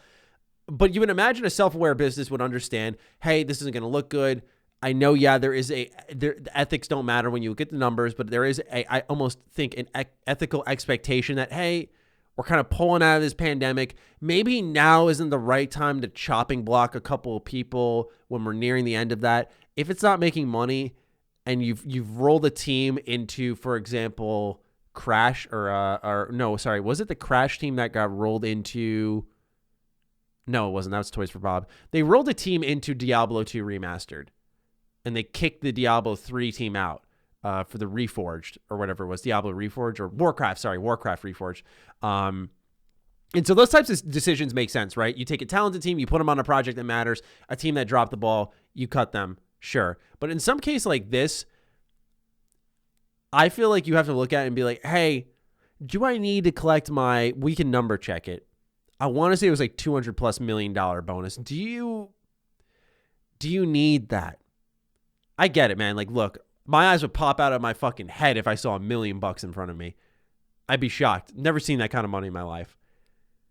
But there's a point in time where you really have to question things like that. And I'm not going to get into the economics of it all. Of like, some people are like anti-capitalist. I'm not even taking that route. I'm just saying you have to start questioning when the heads of these companies are pulling in that much fucking money as people lose their jobs. To me, that's not even an ethical thing. I don't understand how that happens. Where you couldn't even say, let's shift them over here. Let's do this. To automatically displace people and then have and collect money yourself. I don't know. I feel uncomfortable doing that. Maybe that's easy to say here as I'm not a multi-billionaire or millionaire, but I can't help but look at that and say like, look, yeah, it may not be as simple from the outside looking in, but I'm sure there was something you could have figured out. And I don't think as a longtime CEO of Activision and all of those people who are shareholding, you needed to collect your multi-million-dollar payout that badly when hundreds of people were going to lose their jobs, or dozens, whatever it was. To me, that doesn't sit well, and it's quite representative of the type of company they are. So I'm not shocked by it. But when you combine that with, I was laughing earlier, but I mean, dude, when you look at it, you give them gift cards. You give them not even, here's a Visa gift card. Go spend it on something. Go buy food. Go pay a bill. This motherfucker goes, here we bought gift cards to our own fucking store. Take it and spend it on our shit. I would be like, dude, go wipe your fucking ass with this thing and get out of my face. That is fucking ridiculous, man. Am I overreacting? I think that is the most insane shit I've ever heard. What am I missing, Dustin? Okay, here's the thing. I'm mostly in agreement with you because I also think that, like, yeah, the gift card, you were better off just not giving that at all. Just let him go. But I mean, okay, according to this Jason Schreier tweet, they gave 90 days, so 3 months. You got paid for 3 months. Okay, that's good. An entire year of health benefits. I don't know if that's standard. I don't know if that's more or less. I don't work in that corporate landscape or know much about that. And the $200 BattleNet gift card. So to me, I'm just like, you were better off with the just doing the 3 month pay and the year of health. Don't the $200 BattleNet gift card feels a little insulting. I will, and by a little I mean a lot. I appreciate you bringing that up. That makes it a little bit better, right? They weren't just booted out like it sounded like. But I mean, I was not reading just headlines. I did look into this. I didn't know Jason Schreier tweeted that though, because that is like really important info. But at the same time, aren't they? I feel like that's still. I feel like there was still an opportunity to move things around. Yeah, but at the end of the day, you can't save everybody, right? I get that mentality, and so I also understand that. But I think it's really just the gift cards. If the gift cards weren't there, maybe I wouldn't be as like. I'm not even trying to be like outraged. Life will go on. The world keeps spinning, and I imagine these people will land on their feet, and I hope they do. So I don't want people to think I'm just fake outrage. Just give me a break. If there weren't the gift cards there, that's the thing, man. It's just disrespectful. Well, Matty, people can be mad at you and say that you have fake outrage, and people can be mad at me for defending Activision, giant company. And I felt bad doing that, but Dustin, what if Colin let you go and said, "Here's a Last Stand Media merch shop $200 gift card"? He's just like, "Here you go, Dustin. We're gonna let you go. We'll pay you for 3 months." Yeah, well, that's the thing. Exactly. Yeah, and that's where we're in total agreement. That it's like if Colin said, "Hey, I'm paying you for 3 months. Here's a year of health insurance or whatever." The gift card would just be like, are you kidding me? Like, are you serious?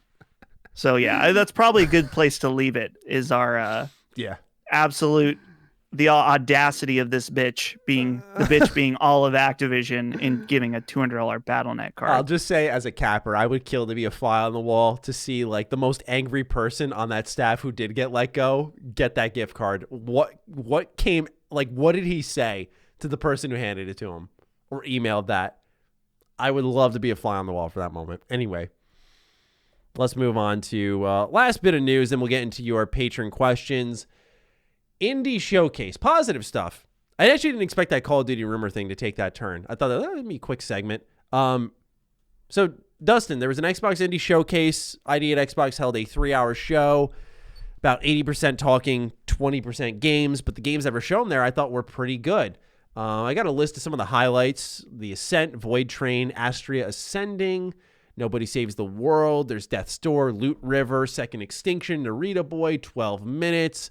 There was an update on Stalker 2. 20 of these games are coming to Game Pass. So those were just some of my highlights that I wrote down for a video separately. Were there any that jumped out to you during this showcase? I did not watch it all because, as I think you're going to go over in your video, so I won't steal your thunder, but no, please do. Event fucking sucked. Like, this is how you don't do a showcase. Exactly. And here's the thing. I've shit on Sony quite a bit this episode, so I have to give them props slightly. Sony gets it when it comes to these events now. They fucked up in the past, but Sony now gets it that they're like, boom, trailer, boom. There's very little, especially with their big PS5 events that they've done, very little talking in between. And that's really how you want to do it at this point. And I think, Matty, you brought up what would have been a lot more effective while you wouldn't have maintained your viewership on Twitch is to do all the games and then do developer stuff, interviews, whatever afterwards. This was excessive, though. Yeah. The amount of time between trailers with just like, I don't want to be mean, but literally just fucking nothing. Like mindless conversation. It's like, yeah, that game looked really great. Really excited about it. I really liked how this part happened. It really reminded me of this game. Wow, me too. It's going to be great. Coming to Xbox. It's like, oh my, stop. We don't need to tell us what we just saw again. Like, we just saw it. We don't need to, don't tell me again. Like, you don't need to tell me how to feel. Anyway, okay. As far as the games, I only have 2 things. Number 1, whatever that one was that had like the Power Rangers Megazord fight in it. Exo Mecha or something like that. That looked pretty cool. Yeah.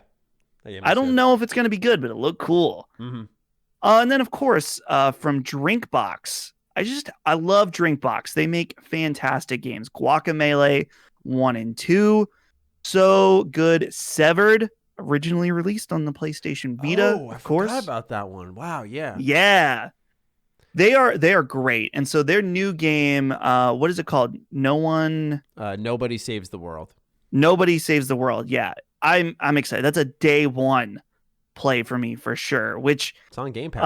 So that's good news for you. Yeah, I'm very, very excited for that. Which I don't really have a connection to them very much. I every once in a while will DM with Graham Smith, who is the head of the studio there. We've talked a little bit, so cool. Maybe he's the co-founder and producer. And I think he's friends with Colin too, but he's always been very kind to me, which I appreciated. And but I think their games are great anyway. Really, really. Guacamelee 2. Did you play that, Matty? I played the first one, and I was not crazy about it. I have not played two. I did play a little too. I don't know. Something about Guacamelee didn't grab me, but I got to play. I remember, yeah, you liked it. I remember the reason I picked it up was Colin's review. Okay. He dropped a review on it. Colin was my Vita guy. Yeah, whenever Colin dropped a Vita kind of game review, I would check it out. And because I feel his and I's taste kind of lined up back then. Nowadays, I don't think our tastes are very similar, but back then they were. And so I kind of knew how he gauged things. Oftentimes, I would feel the same, and I did not share that with Guacamelee. It did not gel with me. But Nobody Saves the World. It's like this rat-based. It's almost Zelda-like, but it's a beat 'em up. A top-down beat 'em up at that. I don't know. Yeah, something about it just clicked with me. It looked really good. It had like a crunch to it.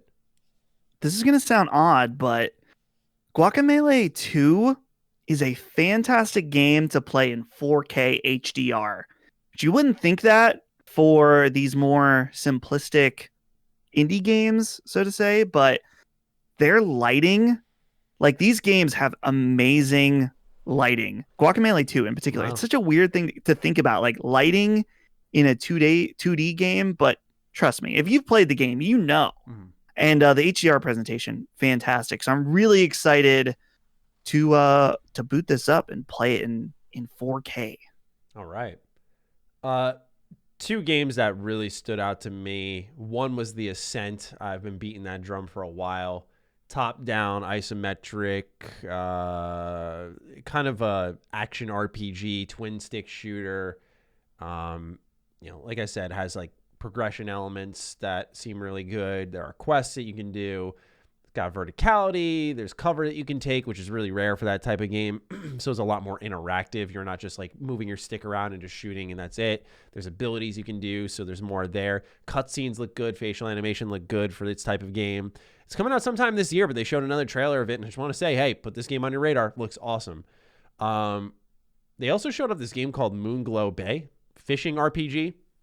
They gave it a lot of attention early on, and I thought that was cool because typically these games don't get any stage time. So at first I went, all right, they're giving the small ones time to actually like show what they've got. That's good. But then it just, like you said, just went on way too long. And it was part of it was also just really disinterested interviewers. And I think that was Twitch's involvement because each of the interviewers were like big Twitch streamers that I think Twitch went like, hey, you want to do this? And here's some money. And they hop on for 15 minutes to do it. And I don't know. I think that was partially their involvement, but overall the pacing of the show was terrible. Astria Ascending, JRPG, has some of the writers of Final Fantasy VII Remake, or one of the writers of Final Fantasy VII Remake, and also whoever did the soundtrack of Final Fantasy XII is doing the soundtrack for this game. Turn-based JRPG, pretty rare to see on Xbox, so that was well appreciated. And Loot River. Dustin, you should look up a trailer for this game. Okay, real quick. Okay, I'm going to look that next. This Astria Ascending game, it kind of looks like Dragon's Crown. Yeah, I thought it was going to be a Vanillaware game. I was like, oh, shit. But it is not. This other game, Loot River? Loot River. Yeah. There's an aesthetic to that game. I don't know how to describe it because it really just looks like a... how do I define it? You watch it, let me know. The way I'd try to is you're a very vulnerable target. You have a Plague Doctor mask on. It's gory. Top-down art style again. And you'll see him use like a shield to protect himself, but sometimes he's not engaging in combat and often avoiding the enemies. But there are times he's like hacking up a ton of enemies. I don't know what it is, but it looks... There's that one scene, I don't know if you've seen it yet, where he kind of chops down and you see the blood dripping from his blade. Yeah. And that scene, I was like, I got to play this. That's when I had to play this. It looks amazing. There's a lot of the environment moving. Like you're on like a section and it's hard to describe. It's like but Tetris. Someone in the chat said it's like Tetris, but a 3D kind of beat 'em up almost. I don't know, man. It's something else though. It's really different. I don't know how to describe it, but it looks really cool. Yeah, definitely looks unique. But yeah, those are just some of the games that I liked. And other than that, Dustin, I guess we can move on into Patron questions if you don't have more to tag on. Let's do it. All right. No, cool. it's good. All right. Let's get into it. So who's our first write-in here? Let's bring it up on the ePad. All right. The ePad. The ePad. Oh. That sounds like something that my grandma, get the ePad out, the internet pad. Straw Hat Ninja is our first write-in. Greetings, gentlemen. I was just wondering, what do you guys think of rhythm games? Do you have any favorites, or do you mostly just ignore them? I really like Persona and Miku dancing games, personally. I love rhythm games. Oh, you love them? Like, love rhythm games. Okay. I used to play, I would play Rock Band, and I would play on guitar. I would do the vocals even, but I loved most of all the drums. Rock Band drums was like my shit. I would play on Expert, try to get songs, Expert, like 5 gold stars on songs. So I love that. I love Dance Dance Revolution. I love more modern rhythm games like Beat Saber.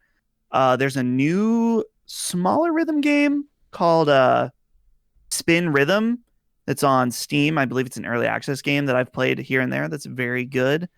I am all about rhythm games, Matty. Like, really into them. There's a new game. Actually, I wanted to ask you about this. I can't remember what it's called though. It's like an Undertale rhythm game.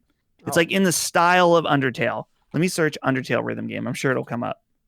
Undertale rhythm game. What was that Doom looking rhythm game with the gun? BPM. Also that very cool. good. That game looked cool. Oh, it's called Everhood. And it's only $10 on Steam. It has an overwhelmingly positive review. And it's very much in the style of Undertale, which to me, it almost feels maybe a little too much like Undertale in some ways from looking at the screenshots. But because of that overwhelmingly positive review, I think I'm going to buy this for $10. Like, why not? Yeah, have you played like Kingdom Hearts Melody of Memory? Is that like a rhythm game that's in your repertoire? I believe it may not be Straw Hat Ninja. Maybe it's someone else. Someone keeps asking me to play it. And they're like, Dustin, it's on sale. It's $40. I'm like, no, it feels too expensive to me. It's gotta be 20. Dude, I would maybe at 2020, 25 to 30 if I was feeling like real good on that day or really wanted something. But yeah, to me, I'm thinking that game, once it hits 20, no doubt I'll buy it and play it. Yeah, 20, I'd pick it up. I've only played really Persona. Obviously Guitar Hero and stuff, but like Persona Dancing, that was kind of like the last rhythm game I was into. I always joke about it, but I really do think, and I think Sekiro is a rhythm game. I really do. I think you're wrong about that. It's all about rhythm in that game. Once you get the rhythm down, it's really hard to die. And there's obviously the mastery of their mechanics, but you never beat it, Matty. I stopped after Genichiro. That was enough for me. I don't know, man. It's really hard to die, and you're like a third of the way through a game. There was a period of time where I thought like, hey, I might want to go back and play this game. I just don't think I like it. I don't know what it is. It doesn't feel as, no, that's not the right way to put it. It didn't. How do you really feel, Matty? It didn't click with me like I hoped it did. But then when I played it, at first there was an adjustment, and then I thought I was wrong. So then I came back. I beat Genichiro, and I was like, I don't feel the satisfaction that I felt in other Souls games and whatnot. Whoa. Yeah, and he beat me. Whoa. He beat me a decent amount of times. But once I finished it, I don't know. It just, I'm being genuine when I feel like the stealth takedowns and the ability for me to get into a rhythm kind of like took away the satisfaction because it was very easy to kind of get into my groove. And not that it's an easy game, just getting into that state of like comfortability, which I don't think you should ever feel. I got that too quickly. I think that one of the very next bosses would have flipped your understanding on the head. Now, I'm not, I'm being facetious with you. Hopefully the audience understands that. I'm giving you a hard time because I love Sekiro. I mean, you know what I mean. I'm being extra valid. I think that's the thing. It's like you've played it multiple times. I've played a third of the game. Yeah. I don't know. No, yeah. I'm giving you a hard time because it's one of my favorite games, obviously. Of course. But I will say the boss relatively close to after that, the Guardian Ape. Oh yeah. Is very, very chaotic and very different, almost to a detriment, I would say. I've seen that boss before. Yeah, it's funny you bring that up. But yeah, if it doesn't click with you, then it doesn't click with you. I wanted it to. I was hyped for that game. It was like a day one for me. It's very rare. Like usually I can push through, but I don't know. Everything about it. Yeah. It just wasn't working for me. Did you ever play Rhythm Heaven? No. I've always wanted to play that, but now I'd have to get on my 3DS. A lot of people say it's great though. I've heard it. Oh, are you talking about like Theater Rhythm or whatever it's called? Like the Final Fantasy? Oh no, that's that Final Fantasy game or whatever, yeah. I think. Rhythm Heaven is from the developers of WarioWare, which is what makes me so intrigued about it. There was a Rhythm Heaven. There was some kind of collection I think they put out on 3DS. Maybe not. I don't know. Anyway, we can proceed. Sorry, I dragged that out a little longer because I was like, ooh, rhythm games. I dragged it out by throwing a Sekiro opinion in there. People are gonna be like, oh, explain his thoughts. Spicy. Enough.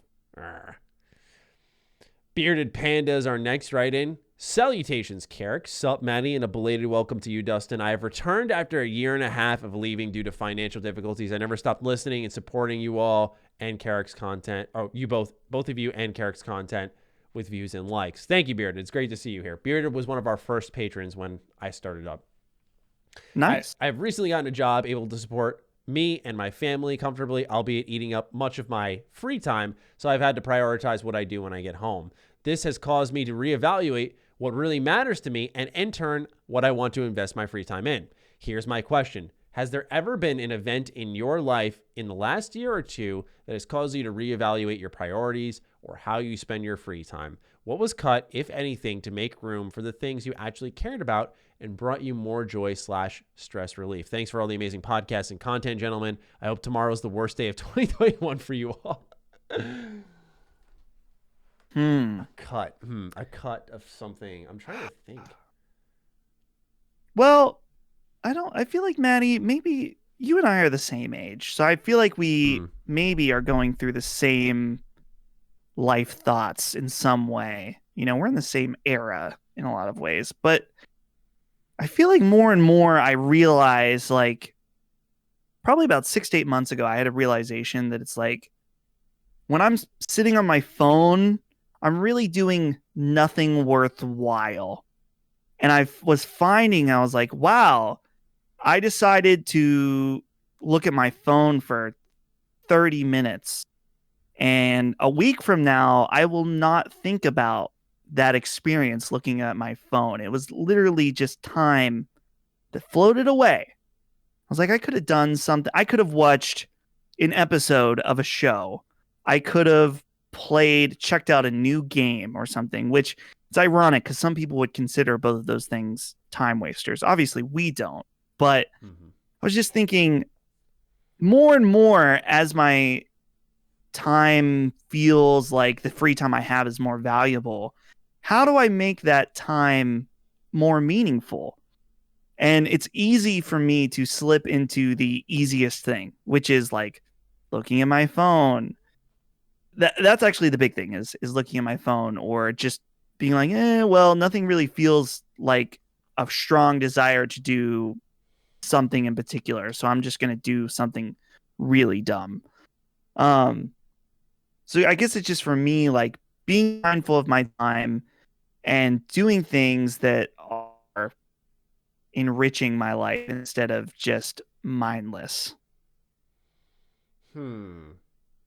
Yeah, I'm trying to think of a good answer for this because I think my phone is my Achilles heel, but I also, because my girlfriend and I don't live particularly close to each other, although we make sure to see each other once a week until we get a place together, I do tend to hang on my phone a little bit more. And that's not anyone's fault.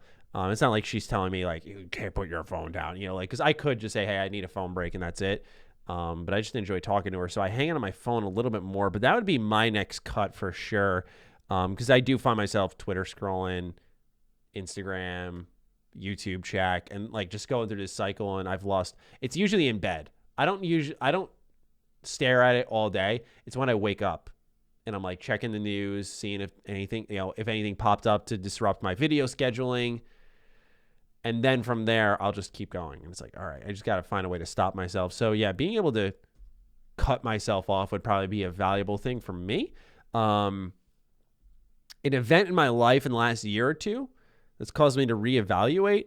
I had to, when I got Revan, 2 years ago when we got Revan, we knew getting a puppy, and I knew getting a puppy would take time and effort, but it took a lot more than I think anyone anticipated, and it was stressful. And so when, he like, you had to really craft your day around the puppy for well over a year. I had to make sure, I was home on certain days and not home on certain days because he couldn't be alone or alone for an extended period of time.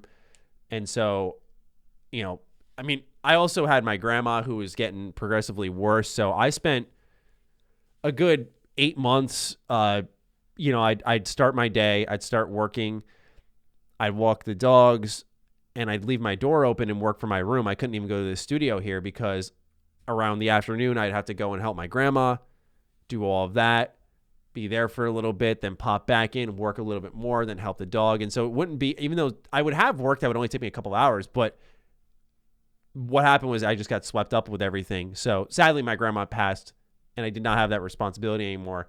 And then Revan grew up. So now I have more time. What happened was this event happened where the free time was then created and I wasn't sure what to do because I had it all of a sudden where I was so used to, well, that sounds chaotic, and it was very difficult on me. I was able to work around it because I knew, right? Like, it's all about knowing. Like, I know once my mom gets home at 3-ish is when I'm sort of let off the hook, where the dogs are taken care of, and then my dad goes to my grandma's, so then that's taken care of. And so, but by that point, it might be too late for an upload. And so you had to sort of work backwards. But once that event was removed, for me, it was on the opposite, is when I had to restructure. And so I had to restructure again when we set up Defining Duke. And then Defining Duke Ultimate was sort of the backbreaker at one point, because it was like, okay, I had to balance 4 podcasts for some time, where eventually I had to say, look, Extra Slice, we had like 400 patrons almost, and we're getting like 5 listeners. I was like, look, no one's listening to this. It's time that I just can't be spending sitting again. So a lot of things have transpired in the scheme of things that have chopped away time or created time vacuums, or spots that I had to fill. So I never really thought of it that way, but I appreciate this question because, yeah, there was definitely a lot of working around I had to do for each of those moments. Scheduling content helps. Yes. All right, Know-It-All's our next write-in. If Rockstar Games started a new IP, what would you like to see them do with its setting, genre, etc.? Also, what do you feel Rockstar Games needs to improve with most when it comes to their future entries? I would say just finding out a way to continue these dormant IP. Man, I don't care about their new IP. I want to see some old shit. I want Bully to come back, man. No offense, Know-It-All, but I don't want to see a new IP from them.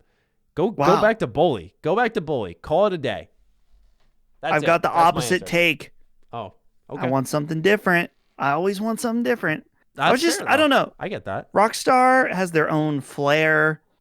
They can do modern day with GTA. They've done Western stuff. To me, the logical next step is something futuristic, something sci-fi. I would love to see something that had that Rockstar brand of gritty edginess. I don't know what you want to call it. Mm-hmm. Very mature stuff, rated stuff. I'd love to see that applied to some kind of sci-fi thing or something like that. So that would be what I would want. Sci-fi would be cool. You're like, but fuck you, I want Bully. Yeah, absolutely. If they do that, I'll be pissed. All right, David Portnob's our next write-in. Hi, Maddie, Karak, and Dustin. I'm thinking of getting a new 2DS XL this year. Are there any new 2DS or 3DS games that are still stranded on the system that you would recommend picking up? This includes games that, in your opinion, play best on the new 3DS and aren't necessarily exclusives. For some background, I have very little experience with Nintendo, and the Switch is my first Nintendo console since the original DS, which I barely used. All types of games are on the table. All right, so we appreciate that info. For those of you who ever write in, just know, like, giving us a little detail, if you're asking for game suggestions on what you like or what's in your collection, that type of stuff helps us narrow it down. Dustin, were you like a DS guy at all? Yeah, I had a DS and a 3DS, though I don't feel like I played an incredible amount of games on them. He's asking for 3DS recommendations, right? 3DS or 2DS games, he writes, which would just be DS. Right. Okay. Here's the games that I really enjoyed would be Ocarina of Time 3D. Fantastic way to play Ocarina of Time. Mario Kart 7, really good, but if you already have a Switch with Mario Kart 8, you probably go get that. Should just skip it. Super Mario 3D Land, pretty fun. Isn't that on Switch now? 3D World. Is. Okay. Apologies. Yeah. I'm trying to think. I'm looking through like lists of games right now to try to remember other things. As far as DS, one of my faves, which I don't think you could buy this digitally, and it's expensive, but the Soul Silver remake. Oh my god, that shit's so expensive. Awesome. Yeah. Really good. I still have my copy. I'm so glad that I did not get rid of it. Wow, so I'm very thankful that I have that. Smart call. Yeah. I wish I held on to all my Pokemon DS stuff. GameStop, man, I'm telling you. Like, I'm thankful for GameStop in a weird way because I was able to play the games that kind of define me in a lot of ways because I was able to get that trading credit and use it. And I'd usually wait for deals and stuff, so I'd get more. But, like, man, my collection would be just fucking stacked if I held on to everything. Yeah. What about for you, Maddie? I think that's about it for me. Obviously, I'm going to go straight to Pokemon on one game. Pokemon's definitely expensive to collect for, David, so these aren't high priority, but as Pokemon continues to kind of soar since the end of last year with like the trading cards hitting a second wind, these things will go up and sometimes down. Pokemon Conquest is about like Nobunaga's ambition and his kind of warpath on Japan, except it's a Pokemon game and it's like a tactical RPG. Really cool spinoff. I got it for $40. Last I looked, my friend was into it, and he said it was like 70 or 80. So it's gone up since the Pokemon spike. But that's one I would say keeping your eyes on. I don't know how many you want to collect, because you're saying recommend picking up, so I don't know if you're buying them physically or not. I also got a really good deal on Explorers of Sky. That was a Pokemon mystery dungeon game that has a really good story. And that was $80, but now it goes for like $150. So that's another one I benefited from. So here's what I would offer you. Since those are big commitments, for the 3DS, check out for Pokemon Super Mystery Dungeon. Pokemon Super Mystery Dungeon. The best Pokemon story I've played. It is good, and it is about $20 on eBay, complete in box. $30 tops I've seen. So you can get that pretty easily. I would snag that now before the prices start to go up. That is an obvious one in my book. I also think of what else do I have on my DS? Ooh, man. See, I'm more of a Game Boy guy. My DS was kind of a big glaring hole in some manner. I have the Naruto games. Is it Ninja Destiny? That was a turn-based RPG. That was a pretty good one that I really liked. They have a Valkyrie Profile game. Valkyrie Profile. It's escaping my mind, but that was like $15. Just type in Valkyrie Profile DS. It's got a red cover. That was a good RPG. There was a Scooby-Doo game on there. Oh, Luigi's Mansion Dark Moon. That's a good 3DS game. I like that one. Final Fantasy Explorers. If you're in a Monster Hunter mood, $10. It's a Final Fantasy game structured like a Monster Hunter title. It's got jobs and whatnot. really cheap for how good it was. And last one, probably the most important one I'm going to suggest for you, David, Dragon Ball Fusions. That game is so good. Turn-based Dragon Ball game. You can fuse everyone together. So think of like you could have, of course, Trunks and Goten fusing. Take any character on the Dragon Ball roster and they can fuse together into some wild combinations. And so give that a look if you like Dragon Ball. That game is awesome in my opinion. And that's about $20 as well. So now's a good time to collect for 3DS. Things are in the $20 range, and it'll only start to go up as the Switch pulls away. Maddie, real quick, since we were looking up the value of games earlier. Mm-hmm. So I have Soul Silver. And did you own that at any point? No, I've actually never played Gen 2. Oh. Yeah. Well, so when you bought the game, it came in a larger box because it included something called the Pokewalker, which you could transfer Pokemon into this little like step counter and then walk around with them and they would gain experience from walking around. Anyway, I have the actual case. I have the Pokewalker and I have the box that it came in. Oh no, that's like apparently this one, someone bought this on eBay on March 16th. It's got a fucking Dave & Buster's sticker on the front, complete.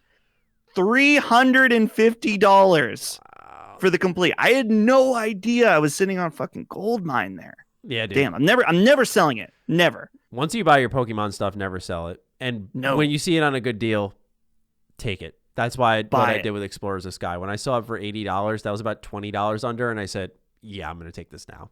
$80 is a lot. Maybe you don't have that on pocket.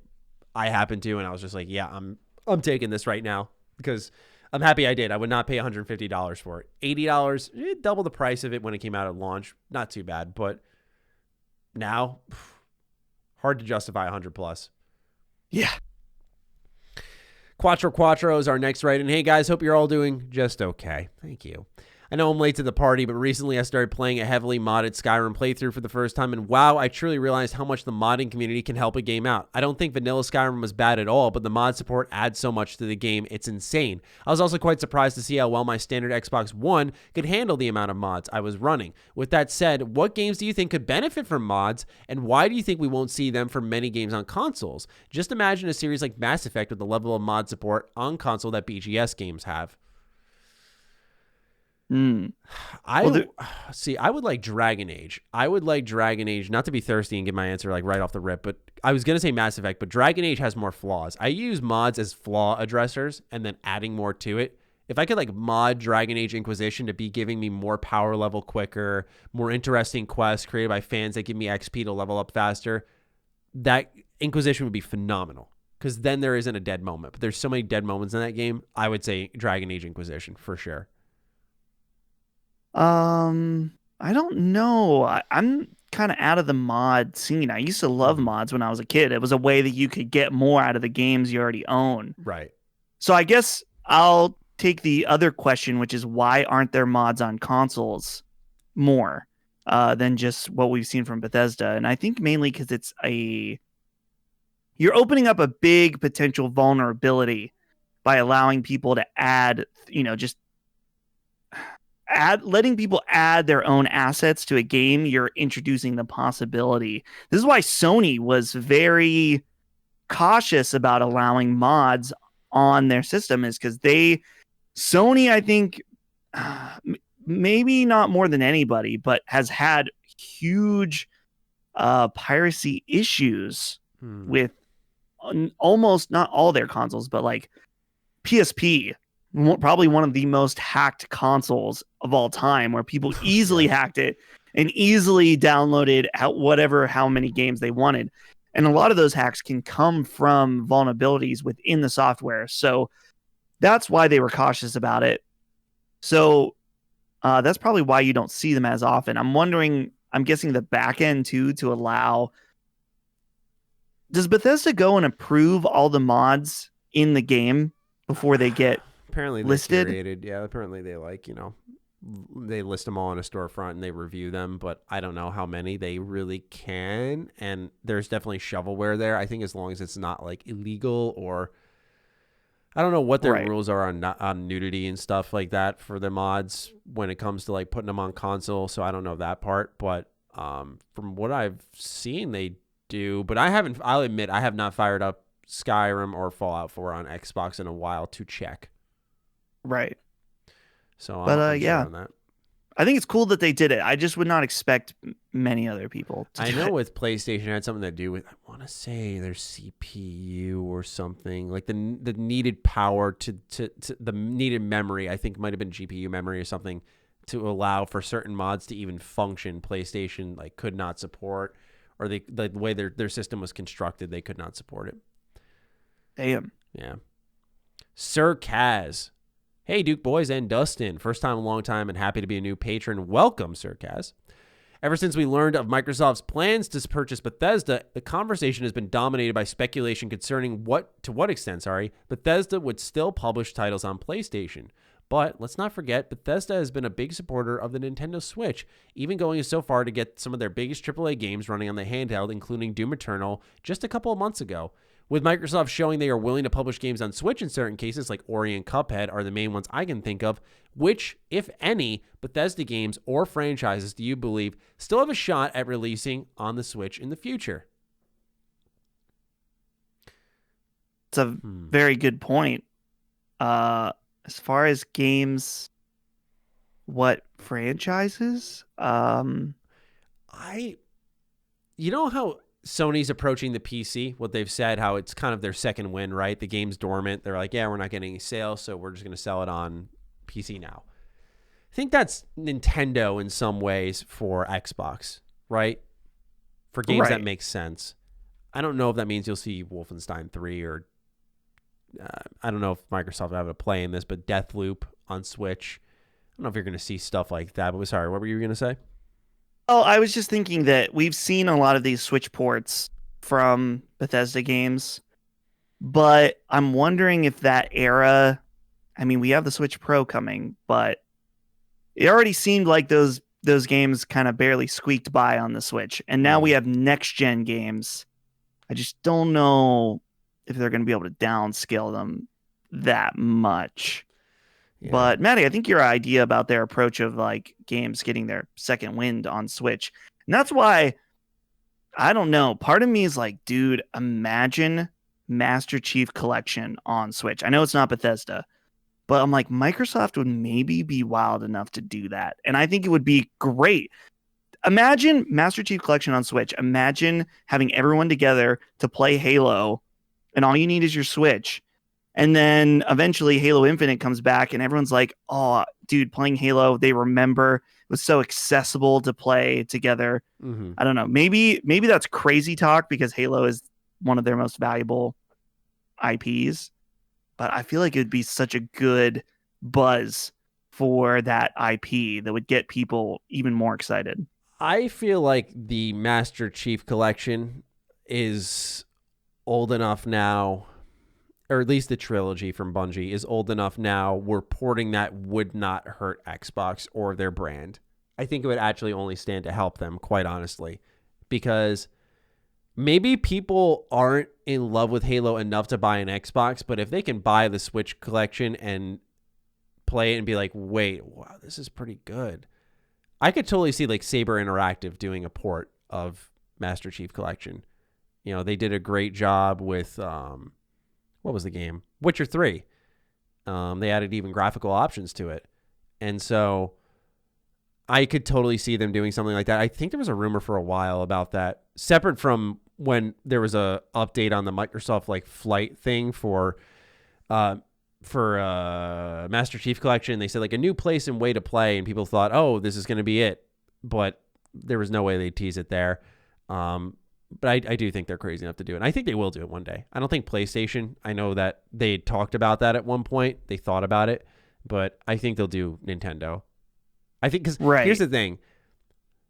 It could actually be very powerful if they said, Halo Infinite's dropping this fall, and this might sound crazy, we're shadow dropping Halo Master Chief Collection on Switch. So you can get it, let's say it's June, you can get it now. When that holiday push happens now, you can get that crossover, man. And that's important. Be able to like get a Switch owner, go, oh yeah, Halo and Switch, that's cool in its own right. I'm going to buy this, play it, go, I like this. I want more. To go over to Xbox, I mean, I think there's something powerful about that. That almost helps market itself, in my opinion. So while it sounds crazy, I think it could help them in a way. I just don't see anyone like who has a Switch that buys Master Chief Collection and is like, oh, well, now I don't need to buy Halo Infinite. Like, how would it hurt them? Do you know what I mean? Like you said, it would only create synergy between the products. You'd have to imagine. Yeah. As for Bethesda games, I mean, to me, it really depends on their size. Like Starfield, that's not going to, I can't fathom that coming to the Switch. I don't know how big it's going to be, but if it's being built, the rumor is next gen only. And that's not coming from like a source of mine. Like Todd kind of suggested that it's possible it's going to be next gen only. They don't know. They didn't know at that time. If it's going to end up being next gen only, it's not going to squeeze onto the Switch. I don't know what this new Switch is going to do, but with the upscaling and whatnot, but even then, I don't think it'll be enough to run the game. We'll see on that though. So honestly, it's going to be a case by case thing. Because then again, I mean, Doom Eternal's a little more compact, but still, I wouldn't have said even that could be a Switch game. I thought that was going to get shut down because they delayed it and went silent, and then it came out and it was actually a good port. So I could be wrong on that. We'll see. Shogun Flames up next. Good afternoon, gentlemen. Hope y'all are having a great day. Today, question of today comes from when Karak said that Matty is a baby skin wearing killer. What kind of killers would y'all be? What kind of killers would y'all be if you could have supernatural powers like Freddy and Jason? Or could you be a normal killer like Ghostface? Happy hunting. Do we skip this? I don't feel comfortable. This question is a little weird. Yeah. I don't. I would be nothing, bro. I don't fantasy. I mean, having powers, a power fantasy, sure. None of my powers fantasies have involved killing anybody, though. Yes, same. Dustin, let's move on. Felix Check is our next write-in. Good evening, gents. First of all, I want to congratulate you, Matty and Karak, for the success of Defining Duke, and Dustin for the incredible work he's doing on Last Stand Media and the growth of his Twitch channel. Matty, a few months ago, you suggested me to take a look at Balan Wonderworld. Oh, no. When we were talking about 3D platformers. The demo was mediocre at best. Too bad, since it's coming from some of the original developers and minds of Sonic. This week, you said that Uplay Plus is possible to come to Game Pass.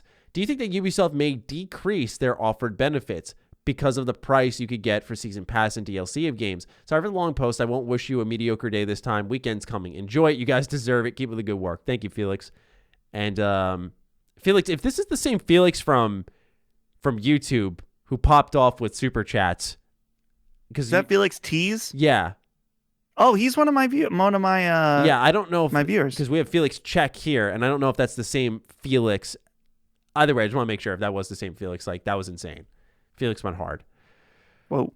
Yeah, Balan Wonderworld, I feel bad about because like that game does look really good, but apparently the demo's terrible, and the game's pretty much being sent out to die now. You got to wonder why they even did the demo. You know, it seems like it hurt it more than anything. It did, because I was totally going to pick that up.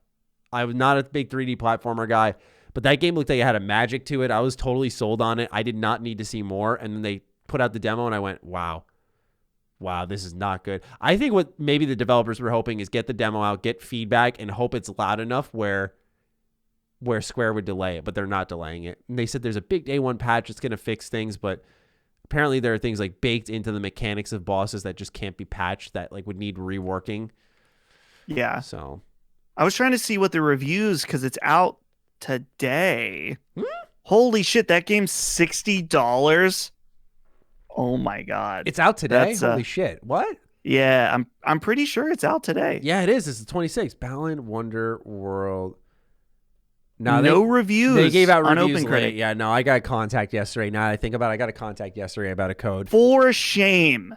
How dare they? That is unacceptable. I'm sorry. I mean,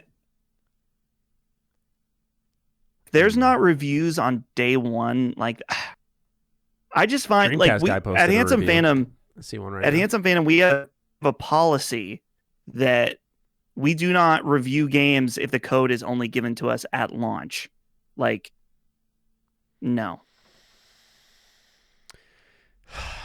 Yeah, that game's a real shame, man. I was really pulling for it too. What do you make of Ubisoft decreasing their benefits to maybe roll into Game Pass? I don't know if you heard that rumor. I talked about it in a video of Uplay Plus coming into Game Pass. Uplay Plus gives you like day one access to their games. I was saying, man, if you're Xbox, you might want to pay that bill because Ubisoft always releases shit in the fall. And to be able to say like, hey, we got Halo, Starfield, and then like every Ubisoft game, if you're a Game Pass member, is day one. Right. Yeah, I mean, that saves you a lot of money. Yeah, I don't. There's got to be extra money there, I feel like. I don't know how Xbox does that without increasing the price tag of Game Pass. Well, I think that inevitably the price of Game Pass has to go up. I think still in that introduction period where eventually it will go up. I like without a shadow of doubt. I like it's like Netflix. Netflix always goes up, as I don't see how they can operate so long. And that's usually how these models work, is that they get everyone invested, people get comfortable, and they're like, wow, I love this service. It's a great deal. It's so great that I'd be willing to spend more. And they're like, okay, let's do that. Because I think a lot of people are there. $15 a month. Would you pay $20 a month for a Game Pass, Matty? Yeah, I would. It's worth $20 a month, isn't it? I would say so. Here's the thing. If they keep up the third-party day one deals, I would say it's worth it for 20. Yeah. I think that they will eventually raise it to 20 for sure. Yeah. But as far as Ubisoft, I think it would have to work somehow kind of like EA does, in that you get EA's back catalog and not their new releases. So I could see something like that for Uplay. But that's probably the best guess. All right, Natural Calamity's up next. Hey there, gents. I hope you're having a dreadfully dull day topped with sprinkles of mediocrity. Lately, I've been trying to get back into my instrument playing, the drum kit, but I have a flaw that I've been looking past for years, and I want some advice from you chaps. I usually can stick at something for about a few weeks, and then I fall behind, start slacking, and slacking and really fail to start my routine. So the question is, what can I do to stay in routine, whether it be working out or getting on the drum kit or sticking to a darn diet? Next, I have a question for Maddie. This question will destroy you, but you have to make a choice. You have to choose your fate for your favorite franchises. You have to pick a well-made TMNT game that lives up to the hype of the Last Ronin style storyline. Oh no. Or a KOTOR sequel. Everything you could ever want from Star Wars in one game. Make your choice. I'm not ready to make that. Let's answer his first question. All right. How do you stay in a routine, Dustin? As a hardworking guy, how are you doing it? I don't. No. Oh. It is weird because I feel like I can only keep so many routines straight, So like I have a very good work routine that has brought me success throughout the months, and I'm very proud of that. Other things, I do not have as much discipline that I would like. Like, I wish that I had discipline to, I don't know,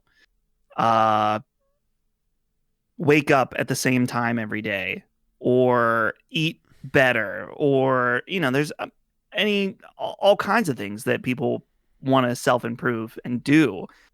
A lot of them I'm not particularly great at. So I guess it's kind of like you got to take things one thing at a time. Don't try to do all the self-improvement tips at once because you will burn out.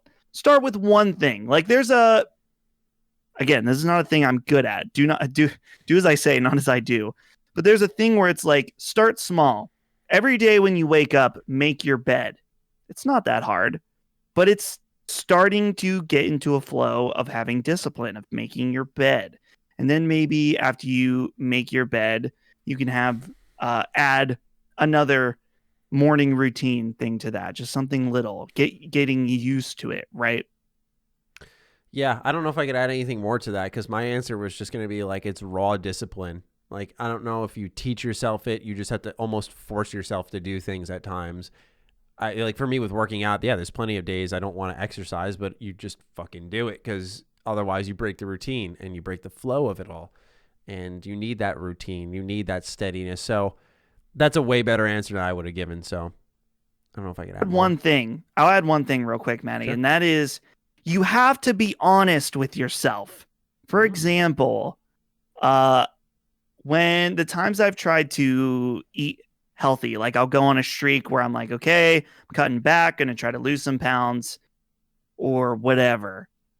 Don't buy yourself cookies at the grocery store if you know you don't have the self-control to not eat them.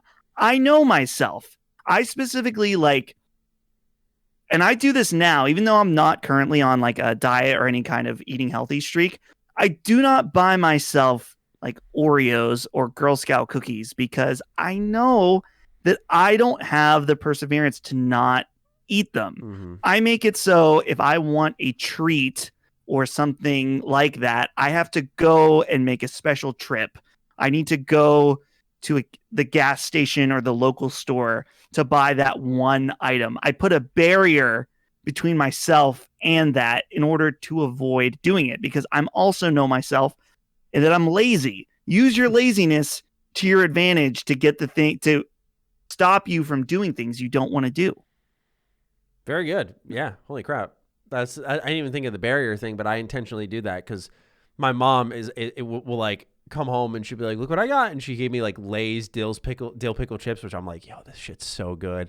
So I stash it in my room and I'm like, what am I doing? I was like, I won't eat them. And eventually like just bag's gone. I'm like, fuck. Yep. Fuck.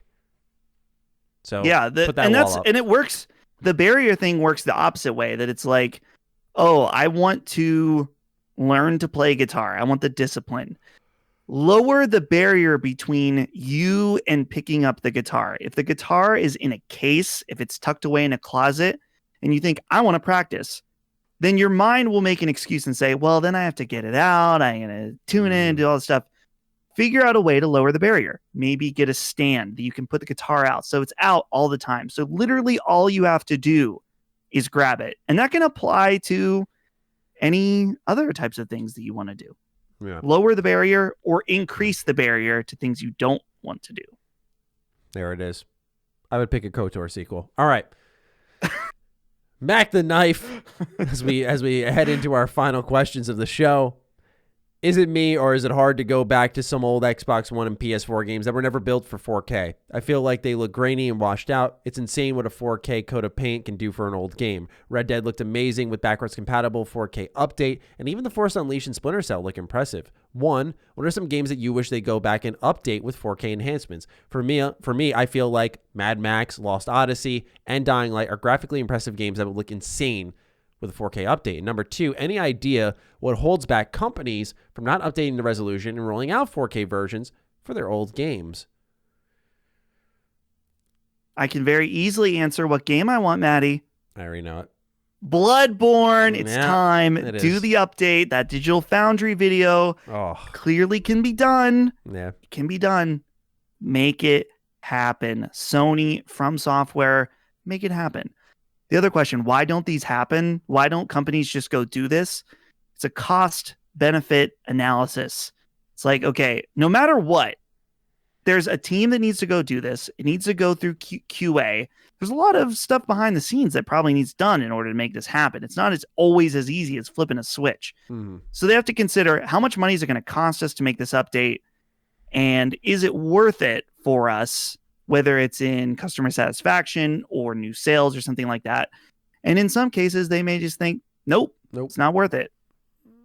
Yeah, exactly that. Because what game for you, though, Maddie? I would. I hate to bum off of Mac's list, but Lost Odyssey would be my pick. I mean, because the game, I played it on my 1S before the Series X came out. I played it in September, and I adored that game. It's so good. But more than anything is when I was playing it, I didn't know when it had come out, Dustin. So I was very much in my head thinking, this looks like a 2012 game or something. It's but impressive for its time type of 2012 game. And then I look it up, and it came out in 2008. And I was like, this game looks fantastic for when it released. It's not even funny. And so the cutscenes in that game are great. The models look great. The environments, even to some extent, look pretty good. I would love to see them update that game and bring it to Game Pass. 60 FPS for it would be amazing too. It would pull me right back in. Oh my God, it'd be over. Highly recommend people who haven't yet give Lost Odyssey a look, but that one would be at the top of my Xbox list for games that need an update. Bringing stuff back, of course, I'd say like give me Resistance, give me Infamous, like I mentioned earlier. But in the terms of a 4K update, like a game that looks good, that could look insane, like literally, I'm kidding. I'm not even kidding, Dustin. It would look like a modern game. It would visually look. Oh my God. They've shown that they can do that. Yeah. They can do the 4K backwards compatibility. So. Yeah. And I imagine with like AI upscaling and stuff, that might also be why they're holding back some companies, because maybe it's going to be a lot easier to do. And so perhaps they're not digging in too deep if there's a artificial way to accomplish this where their game does look better and it doesn't cost them a lot of money. That'd be my guess. All right. Last question of the show, and then we wrap this up. It comes from Chin Giz. Hello, gents. Hope you find today to be the most utmost and dull, or I'm sorry, hope to find you in the most utmost mediocre and dull day. There we go. I'm just having this crossover joke has really gone hard this episode. Yeah, right. This is all Defining Duke stuff, and I'm like, hey, we'll roll with it. I will only wish our Defining Duke listeners the most mediocre day, but I digress. With some games being pushed to 2022 and games like Halo Infinite and Starfield being rumored to be pushed back too, it seems more likely that 2021 will be one of the more boring years for games that we've had recently. What are your thoughts, and what would you recommend to do to make this year less dull? It's backlog time, baby. Yeah. It's backlog time, or it's time to check out smaller games that you normally would skip over because there's bigger games. And here's the thing, Maddie. You said this, I believe, on Defining Duke or some other thing. I believe it was you that said it. This year's about to heat up very soon, because we've got the Nier remake / remaster, whatever you want to call it. We got Returnal. We got Ratchet and Clank. We got Resident Evil. I mean, this is all within like a month. So we're definitely, and dude, Monster Hunter is out today. I mean, that's a big one too. Obviously these games, and in May Deathloop. I mean, come on. It's about to get crazy very soon. So I wouldn't write off this year too soon. Take advantage of the time now to play whatever you want. This is like, honestly, I'm loving the fact that there hasn't been any big new releases. It's like, I feel relieved in a way. Yeah, it's funny because I've almost stacked up more games to play in my backlog since, because I've just gone on like buying sprees and just like game collecting. And I'm like, I can play this because I think I have this infinite time. And then Monster Hunter's release date kind of snuck up on me. And then, we're going to be taking a look at Disco Elysium this month. And so, yeah, I want to finish Final Fantasy 9. I want to finish Gears 5. So I need to wrap up Final Fantasy 9 and Gears 5 big time. To feel like I have moved on from my backlog days as we approach, like you said, a lot of new games coming out. But yeah, for the time being, Chin, legit, just dig into that backlog, man. There are so many great games that you definitely missed. You can write in again on whether it's Defining Duke or here on H.A.M Radio. You can ask us questions on that based off your taste and whatnot, kind of like what we did earlier with David. We'll happily help you, because there are so many games that we could sit here and suggest, and we suggest all show. But that'll be for another episode. Here's the suggestion. I'll just give one, because I hear all the time people say, I want to play Persona 5, but it's too long, and there's too many other games. I can't fit in this long game. Now's the time, bitch. Persona 5 Royal. I know it's free. I know Persona 5 is free.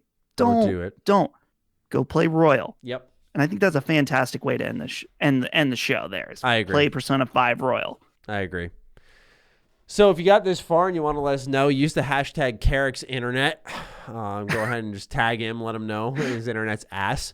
Other than that, Dustin, any final words for episode 296, or shall we wrap this one up? final words, Maddie. I'm glad that we could be together podcasting on this Friday evening. Yes, I indeed. just want to tell you that I'm no longer, I would hope that I'm no longer the new guy on this show at this point. I know that some people in the comments may be like, who's this other guy? Who's this other guy? That's fine. You can get to know me now. Yes. By going to my Twitch page. No, no, but I just want to say that I've been enjoying being on this show.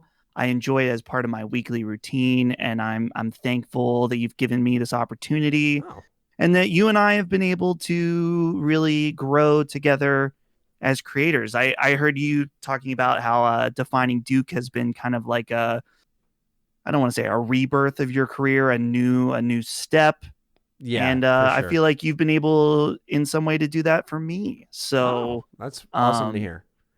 Yeah. And so I don't know. I'm feeling, especially this last month, maybe because it's spring, it's warm outside. I feel a lot of optimism across the board on all the different projects that I'm a part of. So awesome. Well, it's my pleasure. I knew you were really good at what you did, and I told you when you joined, you make things better. You did.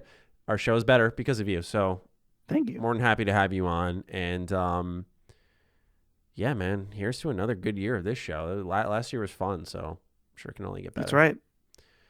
All right, ladies and gentlemen, we appreciate you tuning in, and we hope to see you all next week. Maybe it'll be 3 of us this time. We'll see. It's becoming a precious resource, it seems. But yeah, provided Karak's tech is in sync, it should be all 3 of us this week. So with that, we will catch all of you then. And take good care of yourselves, all right? Peace out. See ya.